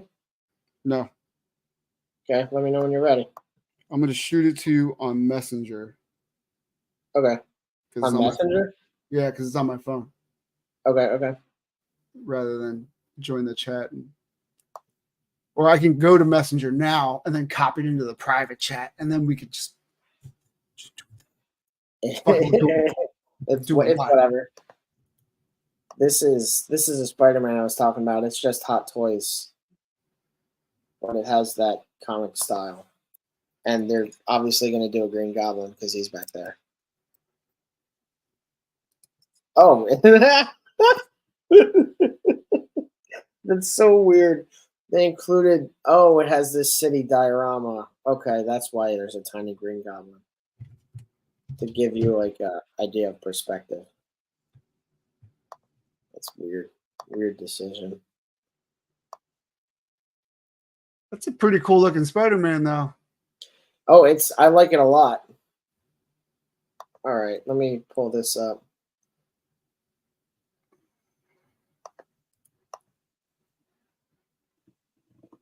Okay.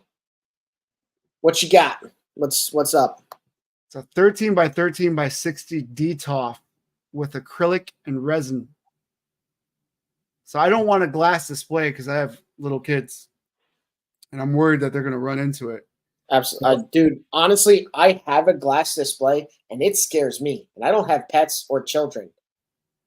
These glasses also heavy as fuck. All right. So I was looking for acrylic, and they usually run about $120, but I came across this site for $35.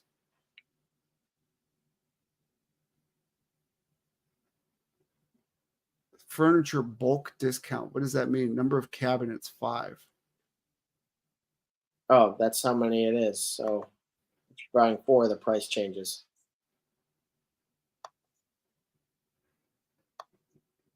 Oh, so I can only buy 5 of those cabinets? It doesn't understand the concept of 8. So 5 tier cabinets. What the for 30 something. So it'd be 150 something, 160 something bucks for 5 cabinets. Oh, you can get 2 of them or you can get 5 of them. So 5 13-inch long by 13-inch wide by 60-inch high.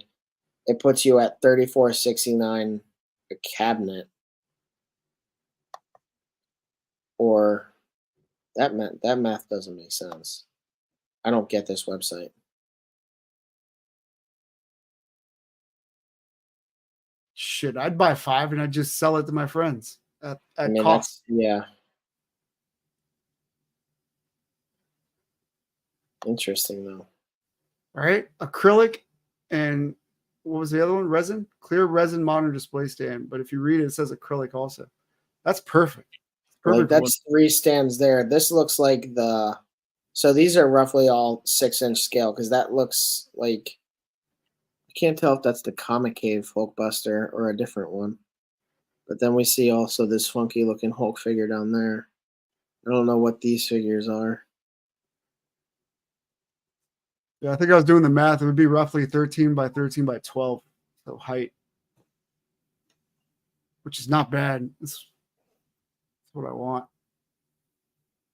So if you're interested in some, 13 inches long by 13 inches wide by 32 inches tall. That's a shorty. Oh, I'm looking at the wrong one. I'm sorry. Yeah. So yeah, this is the one. Yeah. Huh. Yeah, these are the Lego head things. That's what they're called. Price. Yeah, it might. It's hard to know, honestly. But I also don't know anything about this website, and kind of what Chris is saying. Like, this is. I don't know.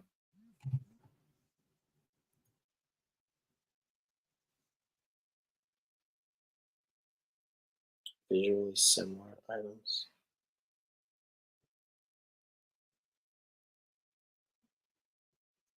I don't know. You'd also want to see what weight the shelves can handle. I'm just planning. I just want to put imports on them, really.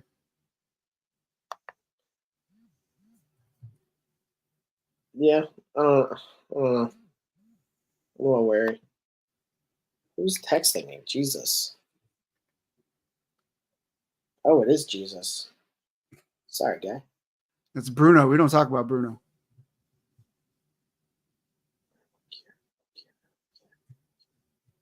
But yeah, that was my little nugget that I wanted to share to the world. I didn't know if this was something that other collectors would like to benefit in, because I know a DTOF can cost you about 150 to 200 for a glass DTOF. I think mine was 180. What happened? I think mine was 180. Plus, like, I'm worried about the glass. Like, I've heard horror stories about fucking DTOFs breaking and shit. And I want to put them like right next to the TV. Yeah. Show off some of like my anime, my old school anime stuff. Like, yeah. I collect Ronin Warriors and like Sailor Moon, Ninja Turtles. Like, I would like to put all the turtles on display too. You might be able to find like a non-glass, like a dishware display case or something like that. I think what I'm gonna do is I'm gonna Google this website, or at least this item, and see if there's YouTube reviews on it. There might be something on Reddit too. Right, Reddit. Hey, that's a good idea. Yeah, it sounds a little sketch to me. Sketchy like drawing. Yeah, but it is acrylic, right? How bad can it be? Well, if it doesn't assemble, like, it could be acrylic and have all the parts, but if they don't go together because it's a piece of shit. But then I know a guy that does 3D prints. Yeah, but I mean, your gamble, dude.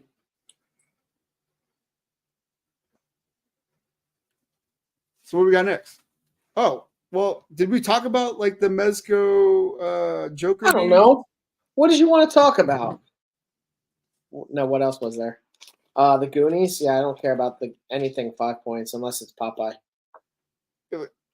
I'll be honest. If they did like a whole Goonies set for under like $250, $300, soft goods. I don't know. I see no point in that. You're talking about Chunk and then like 5 kids, right? Yeah. Yeah, I'd do that. As long as they're not the same height as Robin. Yeah. Jesus. Mezco, come here for a second. Why'd you make Robin so big? You've been so good to us. You made Robin the same size as Batman. What are you doing, Mezco? Jesus. I also did want to talk a little bit more shit, actually. Let me find this link. Let's go.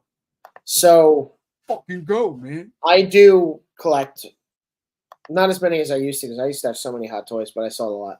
So, in art is Queen Studios, who normally makes like fucking high-end statues, like really nice work, made of, I think, porcelain half the time, and then they have ones that have silicone, so they have like realistic skin and then like planted hair. So like a level of statue that I honestly don't necessarily want, because the rooted hair is a pain in the ass to me. I had a Hot Toy Black Widow, and yeah, the hair was a pain in the ass because you have to like maintain it, and silicone, like the skin, would also be something that I would be constantly worried about it getting damaged and shit like that.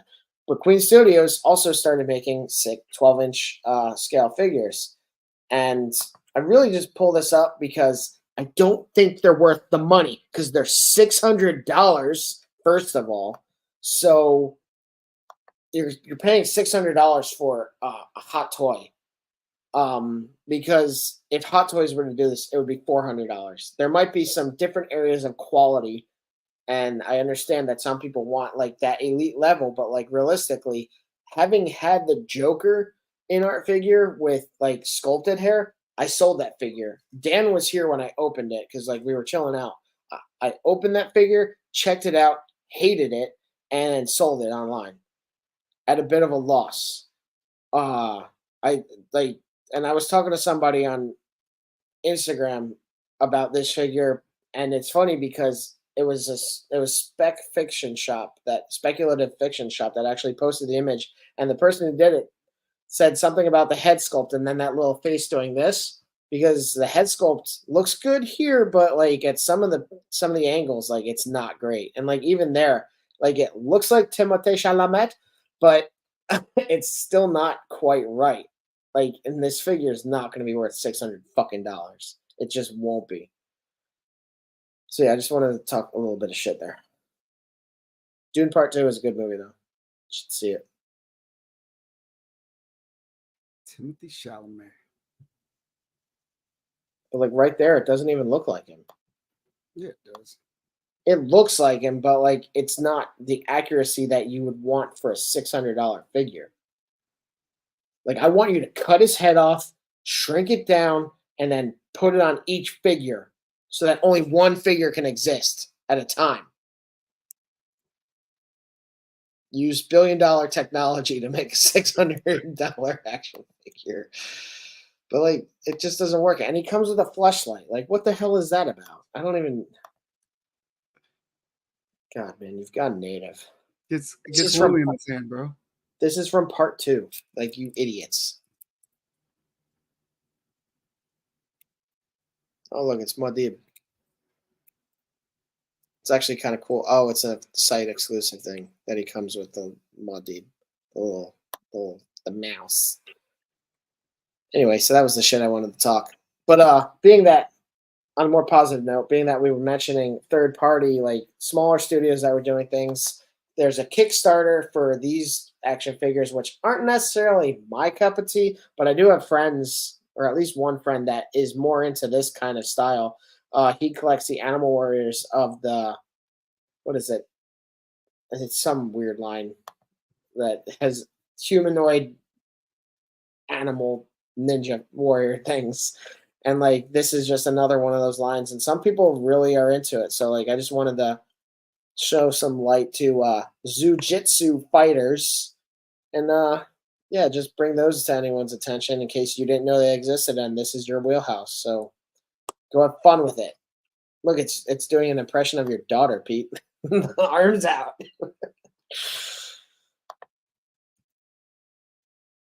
I like that they come with different hands. I think they were $30 a piece, but you get all four of them for $100 if you do the pledge at the right level. Claws. Oof. Some bold articulation on them. This is the biggest gripe I have about double knee joints right there. So you get that funky looking thing. And I have figures that have funky looking double jointed knees and stuff, but like look how low that is though. That's the problem. Is like, why are you bending the lower part? Bend the upper part. Like Mezco used to be really bad about doing promotional pictures for their figures, and then like the figures would look like shit. And they got better. Thankfully, they've gotten a lot better. But like, and I've commented on Facebook posts about people that are just trying to like pose things, and like you have to be considerate about the actual range of motion that a figure has or like a human has.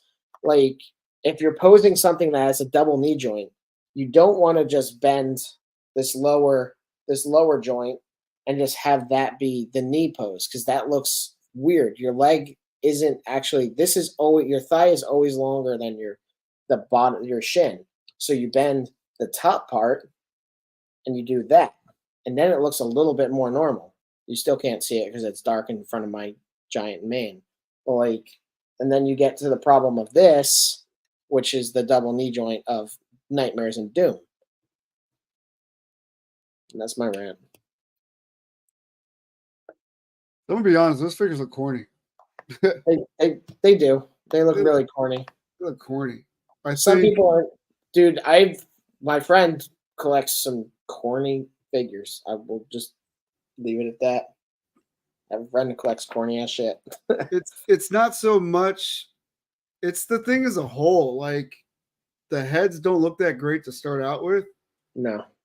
and then you put them on your essential like Marvel Legends GI Joe book. Like I don't know. For a Kickstarter, I think a couple things need to happen. The heads need to look more like a Four Horsemen Studio head, like that level of quality.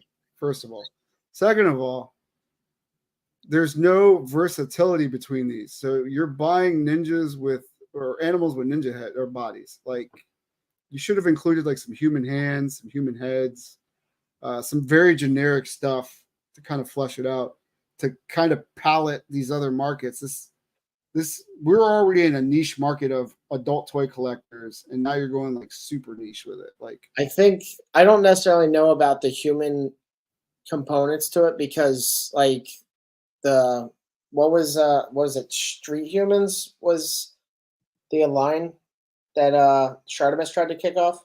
yes, and he had the human aspect and then Right. the animal aspect. So the suggestion to me from that was that they turned into animal humans, Right.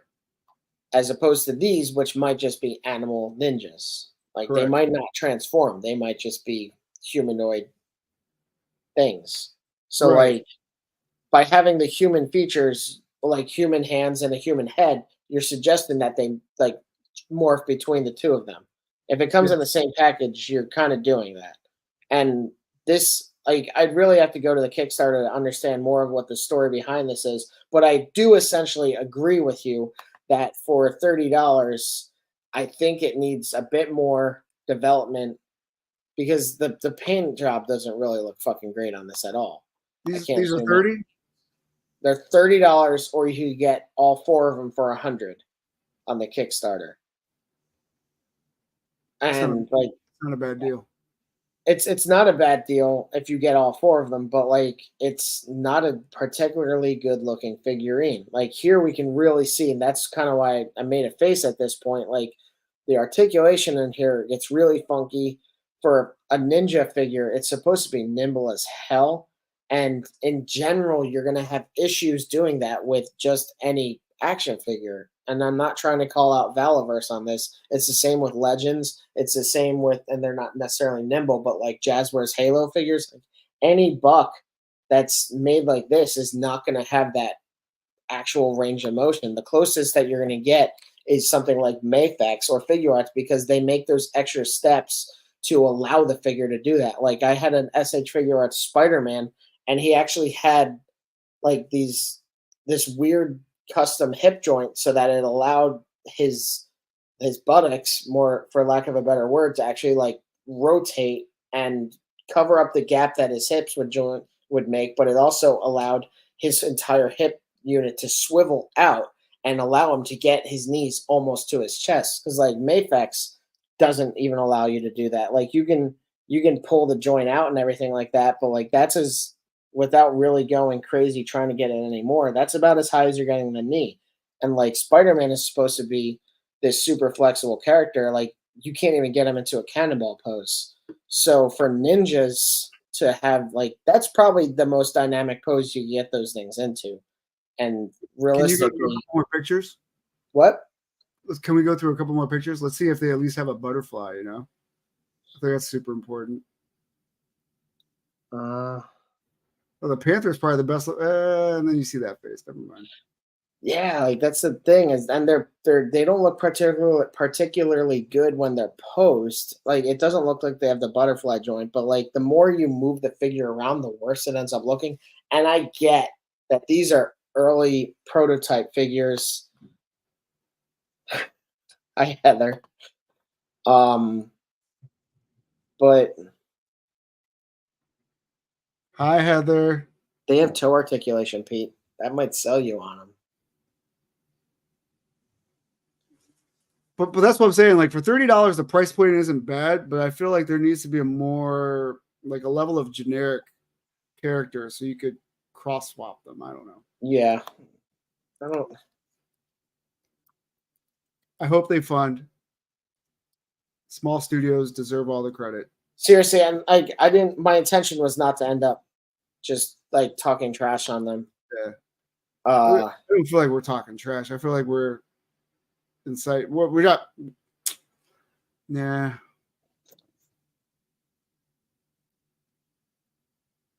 Yeah. Nah. I feel like. I'll be honest, man. I think you guys can do better. It's the head sculpts. Like something's off. And then the articulation. If they're supposed to be ninjas, I don't see a butterfly joint. They should have like drop down legs at least. The amount of hands is good. 2 heads. Is the tail posable or does it just swing around? That's another question. $30, small studio. They're trying to make it affordable. I get what they're doing. I guess I can't be mad at that. no, this is a bit. I'm gonna scoff slightly at that. A $98,000 goal. So those pictures look great. That's a mock-up, obviously. Yeah, this is the intent, or that's the intent, like the inspiration. That's your artistic rendering of them, and then you get to the actual representation of them. They all have the same exact torso, right? Which isn't a bad thing. It's just no. You need more out of that torso. Or buck or whatever you want to call it. Okay, so this is interesting.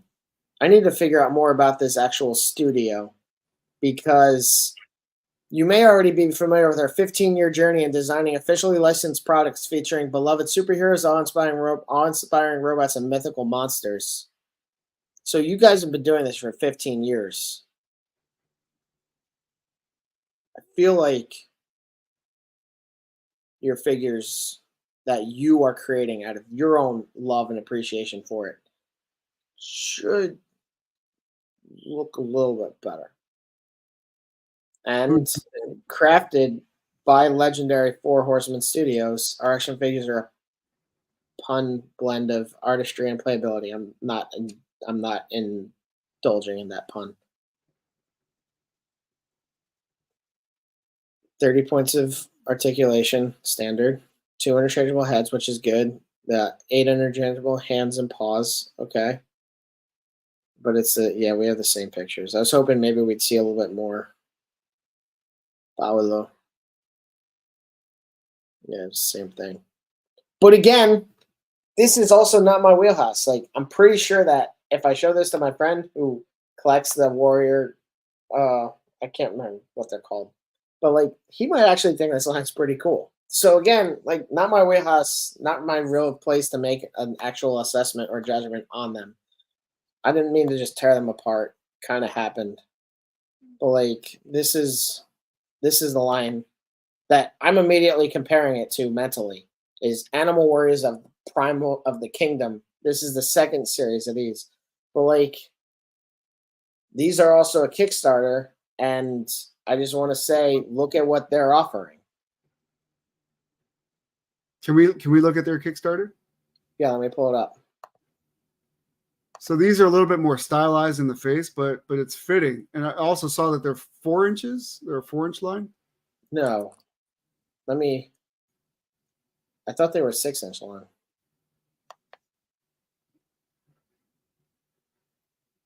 All right, so let me pull up that Kickstarter. Bam! 4 new body types with all new sculpts. And I think that's an important thing is that there are different body types. This is the second Kickstarter. The first one was also Kickstarted. But like this is 95% new armor parts. And you have more characters.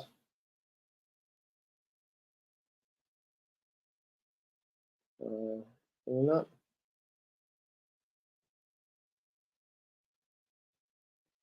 So I personally don't have a problem with the other lot Kickstarter doing the same body. Okay. It's just that body has to be on point. And then like I said, the snarling face, like both heads look off. Whereas here, like you could tell they got their stuff together. The promotional shots look great. even though they're stylized, you know, they're yeah, 6-inch scale. It's always weird when Big Bad Toy Store has Kickstarter stuff on their website. But sorry to interrupt you. No, that's fine.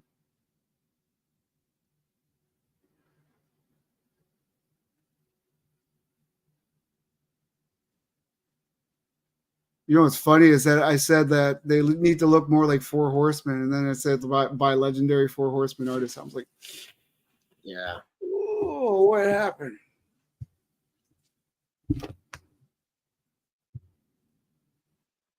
Look at that. Right? It looks kind of crazy. Like right? It's a shotgun. That shield's actually so strange for the theme.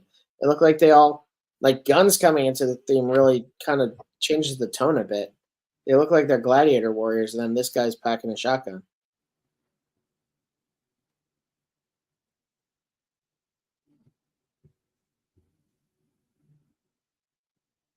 But I don't know what Spiro Studios is, and like they might have much more of a foundation than the other one. But again, the other one said 15 years. So from that, I'm gauging that you have 15 years of experience in the toy world making figures and everything like that. And like the figures don't look like you have 15 years of experience. Well, this is also a higher price point, right? So it's going for 50 versus 30. Yeah, that's a good point too. Yeah, because on Big Bad Toy Store, they're $50. What an interesting. I mean, I'm not particularly interested in either, but I know. Neither am I. And again, that's also why like my comments on it might just be complete dog shit. Like no, these look better. These look better. They do look better, yeah. Well, I meant like my perspective on them more so might not really matter to, and like to honestly anyone who likes the other line, go get them. Support the studio. Like there's plenty of things that I'd buy that Pete thinks are dumb. Like I fucking collect Godzilla shit.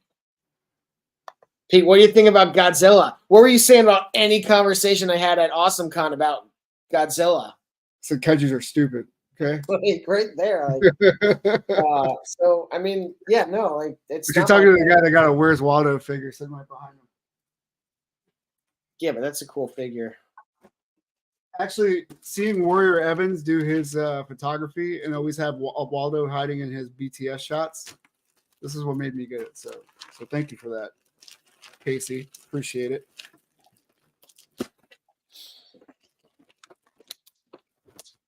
Which is my favorite thing about his photography, by the way.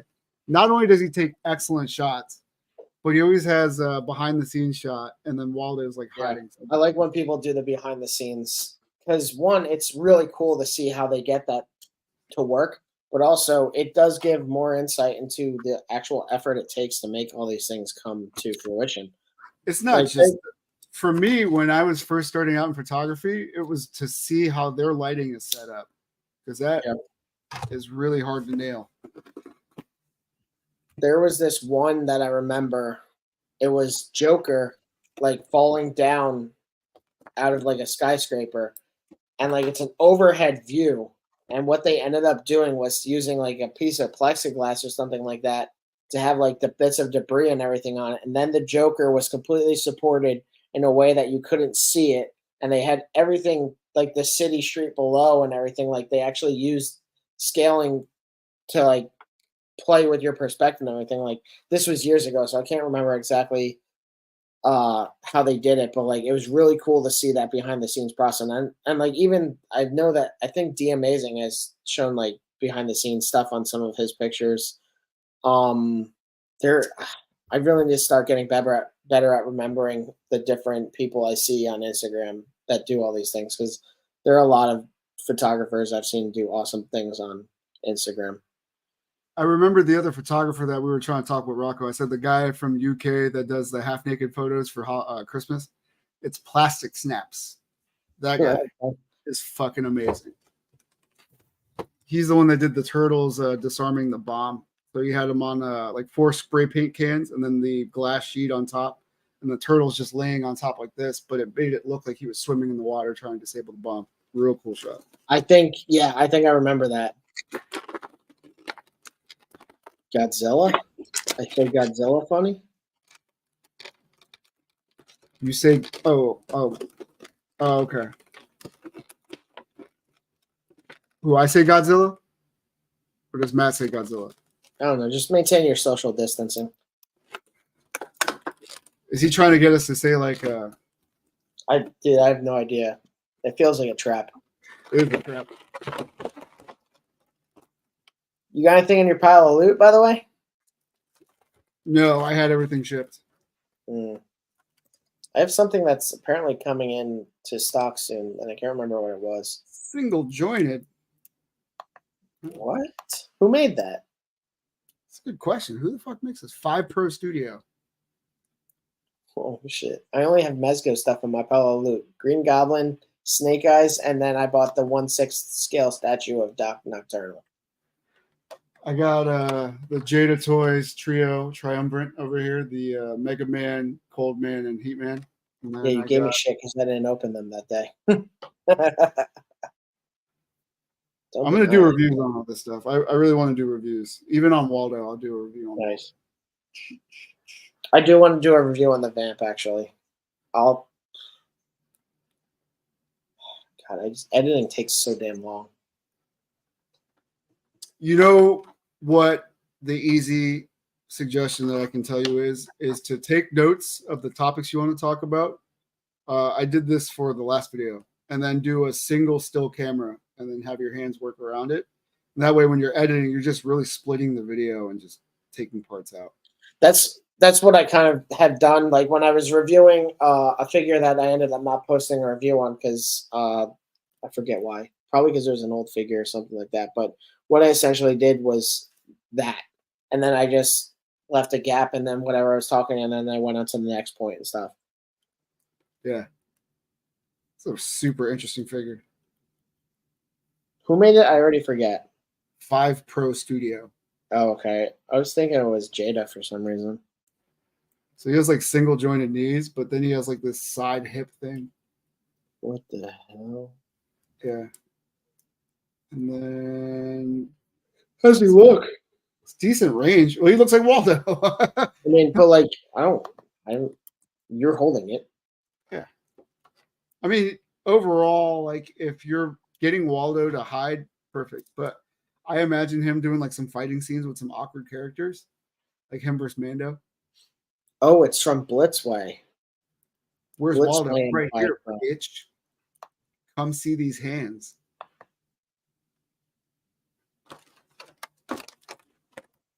I think he even comes with a little Waldo book. Yeah, there's another version that has like his backpack and spot and everything. Yeah, that's the one I got. Oh, okay, cool. He's How got much was that. it? I think I got him on Big Bad Toy Store for sale for $50. Okay, yeah, he's on sale right now at like 85. Definitely didn't pay that much. Oh snap! Look at you. But he's got like some swimming goggles too, so maybe I could have him fight Baron Benz. I've been searching for you a long time, Waldo. Like I said, I'm right here, bitch. Come see these hands.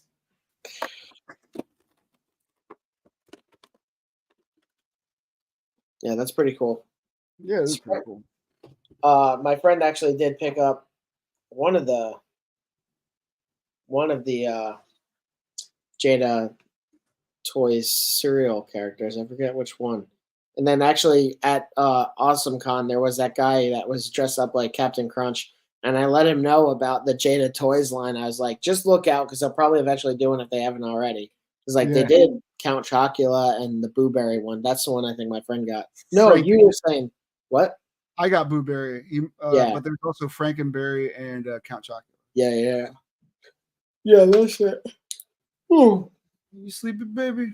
Ooh, get tired. Ooh.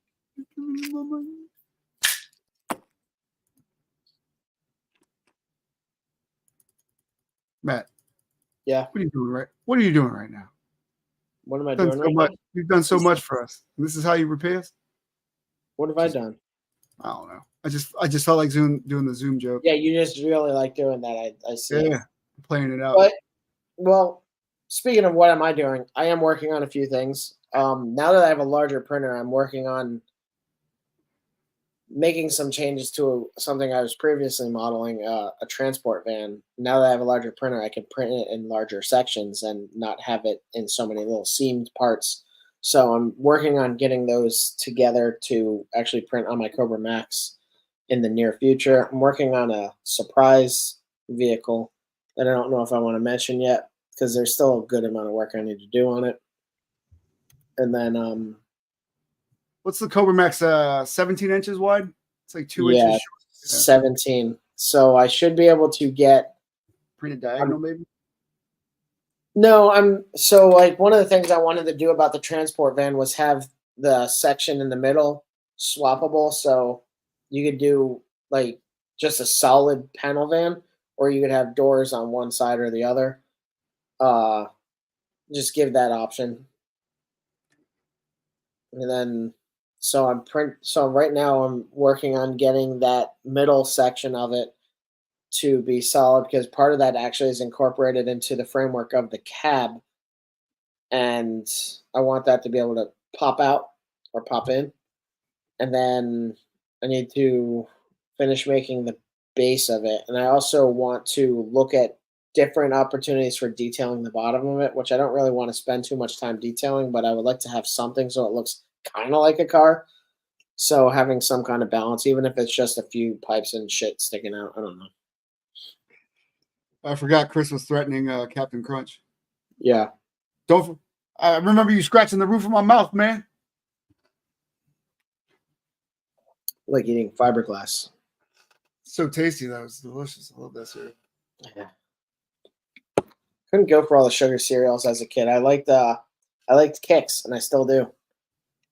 I also liked Alphabet cereal, the one without the marshmallows.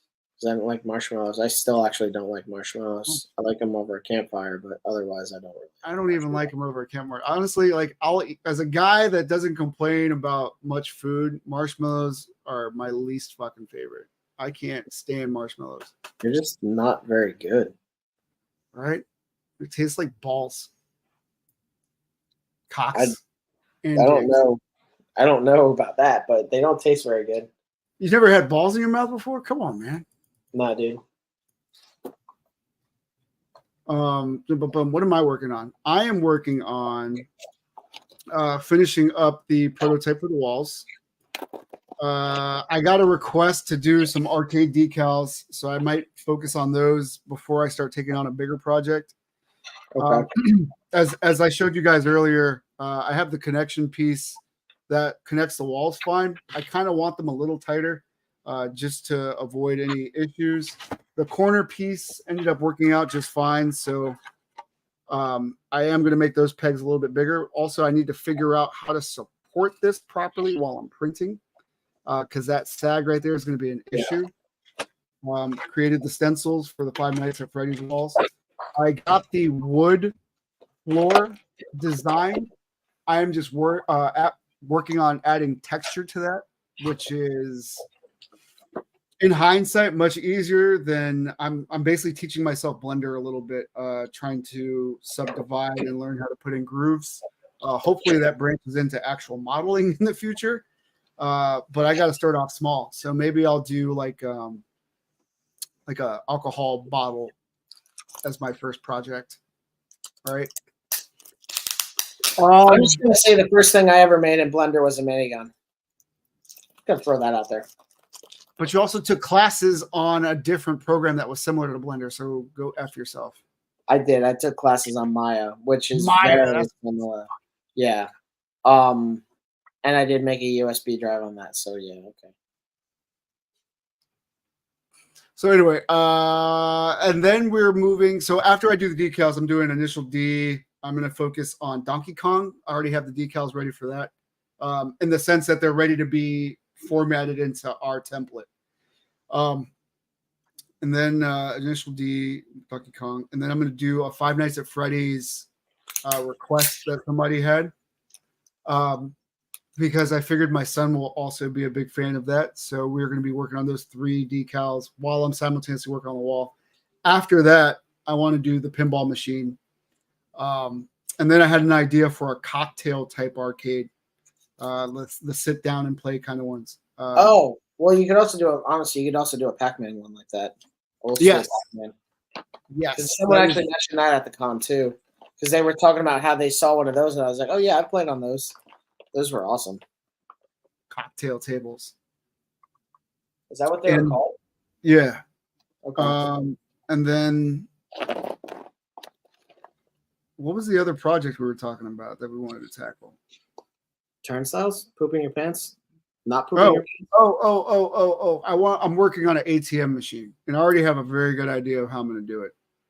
Oh yeah, we were talking about that. Honestly, I Yeah. think you could just repurpose the coin machine. I think you could easily do that. So I got some ideas. Okay. So my idea is to create like an L-shaped body that's hollowed out. That'll house a bulb inside. We'll see how that works, depending on depth. And then resin print the part that'll snap into it. So it'll kind of like sit loosely on there. So that way you can get the front lit and then the screen lit. Yeah. I think it'll be difficult for me because of the curvature of a lot of the items. So what I plan on doing is bringing in some other 3D assets as references and trying to pick and choose ideas off of that to make an amalgamation of what I think an ATM machine is based off of reference images and then what's available. Yeah. I know that you might want to check out, see if they have them on dimensions.com. That's the site you use for the 360 view? It's a site I use for a simulated orthographic view of things. Yeah. The whole idea behind the website is to measure things, but like they're pretty good for having at least reference pictures for orthographic views of things, like a whole ton of things: cars, tables, refrigerators, snack machines, just a whole shit ton of things. It's kind of a weird website, but it's kind of cool. So the other thing that's weird about what we do is we're working in that 6.5 scale. So we can't just scale down a real world item. It has to be like an in-between measurement. And sometimes when you do that, the offsets end up being more catered to one side than the other. So the design aspect that we've been trying to focus on is keeping it 6.5 while also making it look like it could fit within that 6 and 7 realm too. And that's really the hard part, because you're like, you could easily go outside and measure something and then scale it down to 1/12, but you have to figure out what that in between number is to get it for the. It's a pain in the ass. That's why I like Blender. Blender makes it not that bad, but it's still not the easiest thing. I won't lie. There are compromises and different decisions you have to make when you're doing it. Yeah. Absolutely. Oh yeah. Yeah. I will say it is more forgiving because it tends to be a little bit on the larger end. That when you're done, it fits in with other lines better, but it also allows you more creativity in the sense of minor details because it is slightly larger, and then the aspect of adding lights.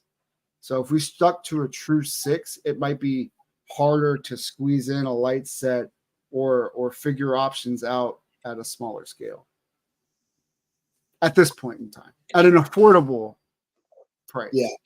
Well, I mean, honestly, I think that's another great point, is because when we were at the convention, I talked to at least 2 or 3 people, and we were talking about 1/6 scale things.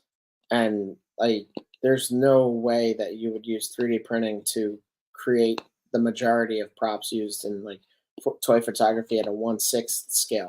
It's just not cost effective at that point. Thanks for coming in, Chris. Have a good night. All right, Chris. Have a good night. Thank you again. But like at a 1/6 scale, you definitely have to switch over to a more affordable cost efficient medium. Like 3D printing is just not for some things it'll be fine, but like generally you're the larger you get, the more unrealistic and unpractical it becomes. Yeah. Yeah. Just because it requires like more surface area. Unlike like a snack machine, I would never 3D print a 12-inch scale snack machine. It so much of it is just a bland flat surface, you know? Yeah. Well, at that point, a snappable option like a kit would be easier. Yeah. Yeah, a kit would work better, but like what's that kit made of?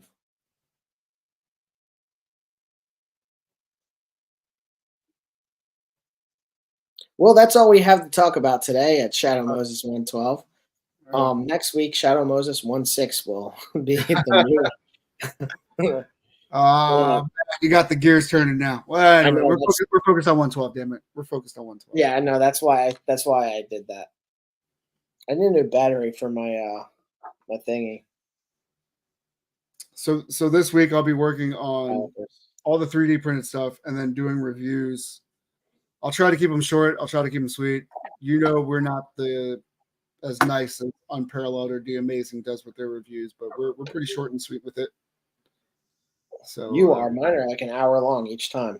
Yeah, we're trying to focus on efficiency. I'm not good at. Well, I also just say it's easier to do it live than edit videos. Is it too late to do one on the Green Goblin? Because I still have him sitting here too. I have mine in my pile of loot, so I could probably do one, and then it'd be kind of interesting to see you tear that apart because you aren't a huge fan of the figure. I am a fan in some aspects. I just don't like that they didn't put a really good ab crunch, but I understand why they did it. But at the same token, like, why go with leather at this point? Why not go especially after there's so much vocal complaint about that material. Yeah. Also, real quick, I just want to throw out that Helldivers is a lot of fun, and the Suicide Squad is actually a fun game. Really? Yeah, I was playing it on Dan's stream, and it's not. I think part of the problem is people want more Batman, and this is not that. This is very much. It's. I feel like it's very much a multiplayer, shoot loot kind of game in some Really? regards. Like Borderlands? Not quite. It's weird because it's not really a shoot loot. I don't really know what to describe it as, but it feels. I when I saw gameplay of it, that eventually did persuade me to eventually pick it up after I learned there was co-op. It looked like a combination of Crackdown, which I loved, and Sunset Overdrive, which I also loved. And it does feel like a combination of them in certain ways. It also makes me think of kind of like, I want to say Destiny, maybe a little bit of Borderlands, in the fact that there is kind of a loot system that makes more sense than Avengers, because Avengers, you're getting like fucking bandanas for the Hulk. And this one, you're at least getting different guns that you can equip and different gear you can equip for like your overshield. There's also a really interesting system that they have in it. There's no way it wasn't influenced by Doom Eternal. Is that like you don't have a lot of health in the game, but you have shield, and you get shield by shooting enemies in the legs and then doing a melee attack on them, and then you can like recover shield from that, which is a pretty cool. I like that they have that system built into the game. Like one of the things I love about Doom Eternal is you don't have to scour the map trying to find shield or health. You literally destroy your enemies more to get it back. And I thought that was a cool system for this game because it doesn't take you out of the action at all. I'm playing as Deadshot, which I feel is probably one of the most accessible characters because he is gun heavy and he has a jetpack. The mobility for some of the other characters is a bit weird. Like Harley uses a grapnel launcher that she gets from like this display, like very early in the game. They go to like the Hall of Heroes or whatever it is, and it's almost like a museum for the Justice League. And they break into that, and that's where you get the jetpack for Deadshot. King Shark gets nothing. And then Captain Boomerang gets like this gauntlet that allows him to transport, kind of like the Flash, in short bursts to traverse across large distances. Deadshot feels like the most straightforward one. I do wish that they focused more on classes a bit. So like Deadshot is obviously your gunsmith, but like Harley has a baseball bat, and I feel like Harley should have like simple combos and like light machine gun skills, like be based around that rather than melee seems to be just largely a one-time thing, and then you have to go back to using your guns, which I think is kind of a weird thing that they did. I would like to have seen King Shark use like heavy weapons specifically, so we could either be like explosives from a distance or a minigun from a distance, or have just like slow tank heavy melee attacks. And then Boomerang, I feel like could have been like kind of in between with like boomerangs, but he also uses a shotgun. But you could also just equip machine guns or whatever to any of them. So like I don't know. It's weird because like as I say that, it sounds like I want it to be like every other class based shooter, and like that's just generic. So it's kind of a weird balance there. I don't know. But I'm having fun playing the game, and I'm surprised at how much story there actually is to it also. Like Amanda Waller is very Amanda Waller, but like they did a good job of characterizing the your four characters, and like even the Flash and uh John Stewart's Green Lantern and the Batman. They're I'm enjoying the game so far. So like a lot of people just want to hate it outright without even fucking touching it, and I Well, think that's I think part of the problem was that it takes place in the Arkhamverse, specifically within the Arkham series, correct? that I will say that is another kind of criticism I have about it, yeah, is it does take place because Aaron Cash is in it. You see him at Arkham, like early in it, they're all driving to Arkham, and that's where Amanda Waller gets them out of Arkham Asylum. And I do take some. I do have like some complaints about it existing within that universe because I feel like in some ways it breaks that. I would like it to be like an alternate Earth so that we still have the sanctity of that trilogy. And if you want to throw in Origins, fine, go for it. Then we have the four games, that saga. But like, I don't know. It's nice to see something so different and kind of ballsy that they released this game at all because it feels very different, but it is fun. Hmm. But in some ways, you could make the case that it detracts from all the groundwork that the Batman games laid. I don't know. I personally think that they should go like they should make this a separate universe, and they should go back to that universe of the Arkham games and have a Nightwing game. That'd be good. I because Nightwing's popular. You could use it to bring back like Penguin and stuff, but you could also introduce his whole coterie of villains, like because he definitely like he has.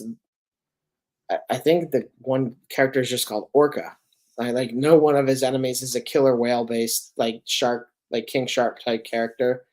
But like just see some different things in the DC universe. Or honestly, if you wanted to fucking make a Wonder Woman game or something like that. I don't know. I feel like this is a fun game, and I'm glad I picked it up actually, but I don't know. There are more ways to keep going in that universe without having such a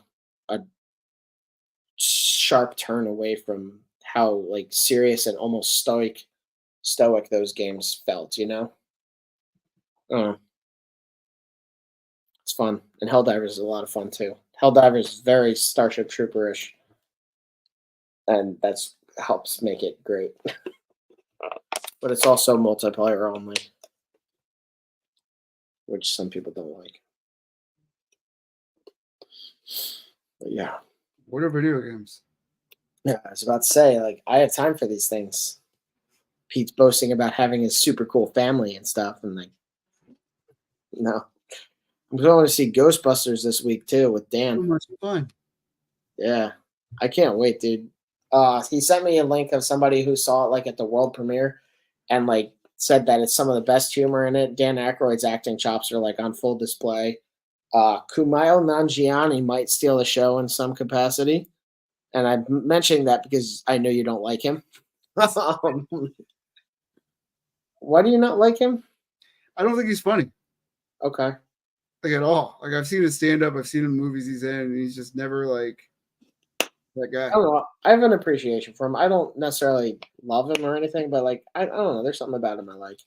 Yeah, I thought Dopinder was funnier, like that character, like his Dopinder from Deadpool. Oh yeah, okay. Yeah. Which I actually rewatched recently. Yeah, it's just the comedic timing, some of the jokes, I guess the delivery. Like he has a very like monotone kind of delivery. Carpenter, that guy always plays the same role though.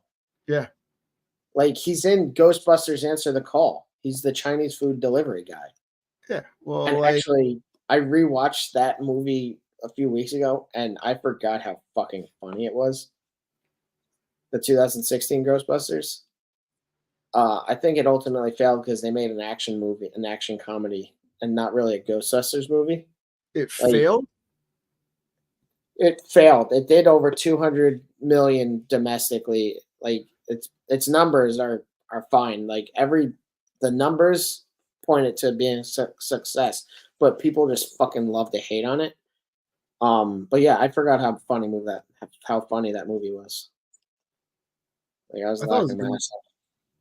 Yeah, I remember when we were watching it, your mom screamed as the ghost puked all over the one character, and you're like, but yeah, no, the movie's hilarious. Yeah, I wouldn't say I'm a Ghostbuster fan, but I do enjoy the movies. Like I don't think there's one that I haven't liked. Oh, well, even the women-led one, I thought that was decent. Like I wasn't expecting anything from it, so I was. Well, yeah, that's the one I'm talking about. Yeah, Chris Hemsworth is amazing in it. Doing a dance number in it. Yeah, it was great. Actually, that was in the extended version. That dance thing isn't in the normal cut, and it's honestly one of my biggest complaints about the movie is I fucking hate dance routines and shit, and I feel like I'm glad that that's not in the extended cut. Like in the original release, all he does is like make all the police and everything like go into like a pointing pose, and that's it. They don't go into this whole dance routine because the dance routine is what they show in the credits of the original release, and it's just so bad. It's really cheesy. Yeah, I think ultimately, back when Flash Bobs were big, I wanted to be part of one.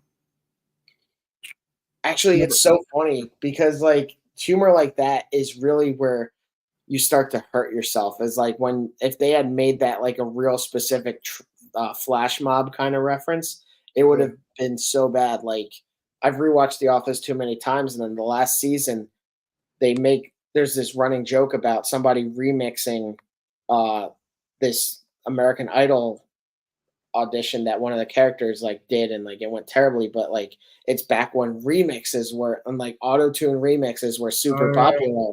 So like timely jokes like that going back 10 years later, they're so bad.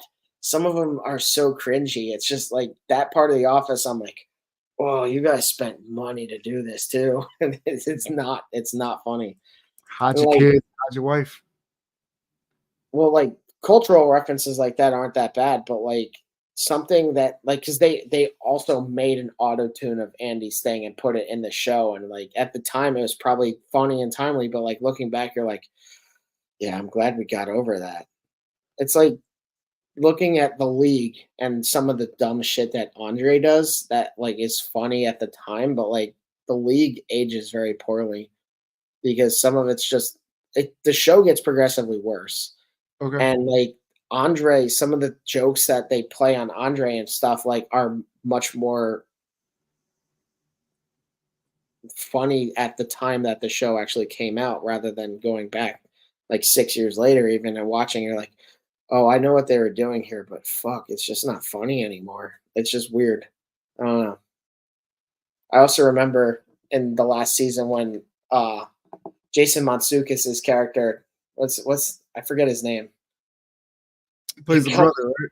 Yeah, he comes out with they have the porta potty in Kevin's living room, and he walks out with a whole tray of brownies or something like that. And your mom is like, I'm gonna be sick because he walks out of the porta potty after having made them in the porta potty. And then like it's funny as hell, but I just remember that your mom's like, I can't. Yeah, she's pretty sensitive when it comes to gross stuff like that. Rafi, yeah. Yeah, his brother-in-law. Yep. But Yeah, anything I think else? it was, no, I don't got anything else. I think we're good to go. We talked about everything that dropped. We talked about our releases, what we're working on, what's Most of the coming things up. that dropped. It was 2 weeks, so it's hard to go back and drag everyone through that again. Yeah. We had an awesome con. It was a really good turnout overall. Without saying too much, we did well. We did better than what we expected to do, honestly. And we can't thank everybody enough for showing that kind of support and that love. So thank you very much. Seriously, yeah.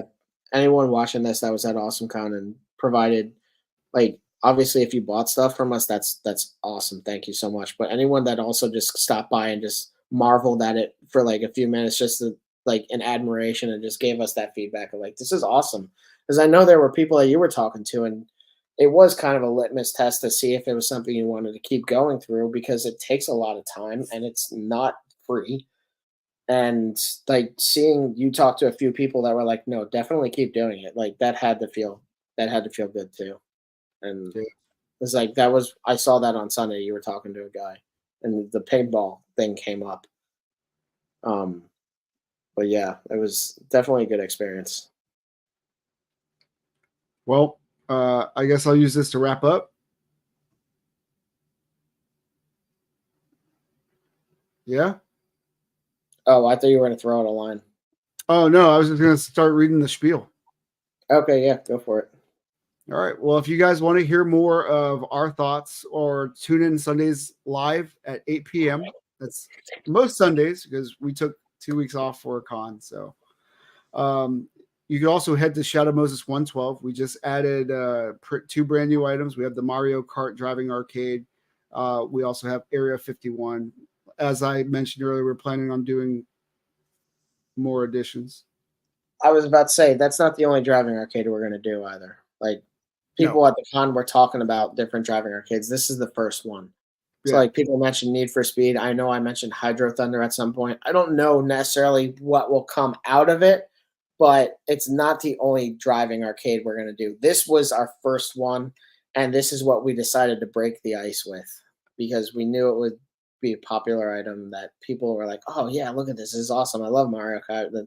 It's something fun, nostalgic, and reminiscent, but like it's not gonna be the only racing arcade we do No. for sure. Didn't Hydro Thunder have a freaking jet ski as the controller? It's one of the more complex ones, yeah. Jesus Christ. Yeah, sorry I mentioned that, bud. No, you're good, man. No, but seriously, but that's also like we collaborate on things. Like I was telling people when that, like when we're talking about these things at the con and everything, like I designed the chair.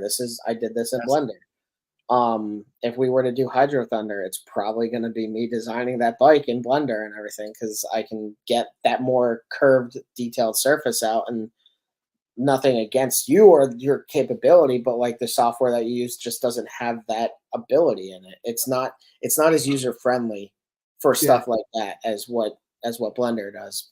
Like your software definitely obviously functions totally well for these things, but like Blender just has that a little bit of extra edge over it.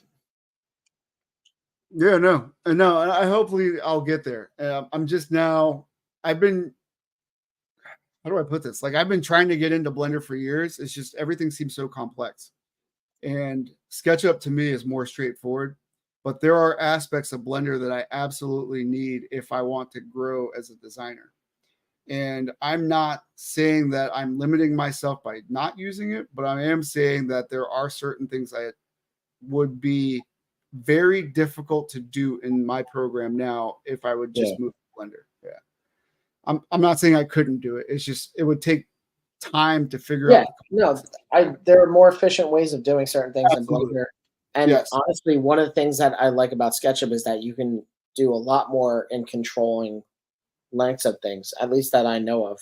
Because Mhm. like SketchUp is actually used, people have used it for like architectural design and those types of purposes. And Blender is not very friendly in that capacity. Like you can easily see lengths and everything like that, and shorten and lengthen objects and manipulate them ways to certain length and degrees, but like you can't just go and type this line is 2 inches or this line segment is 2. Let me use the geometric term.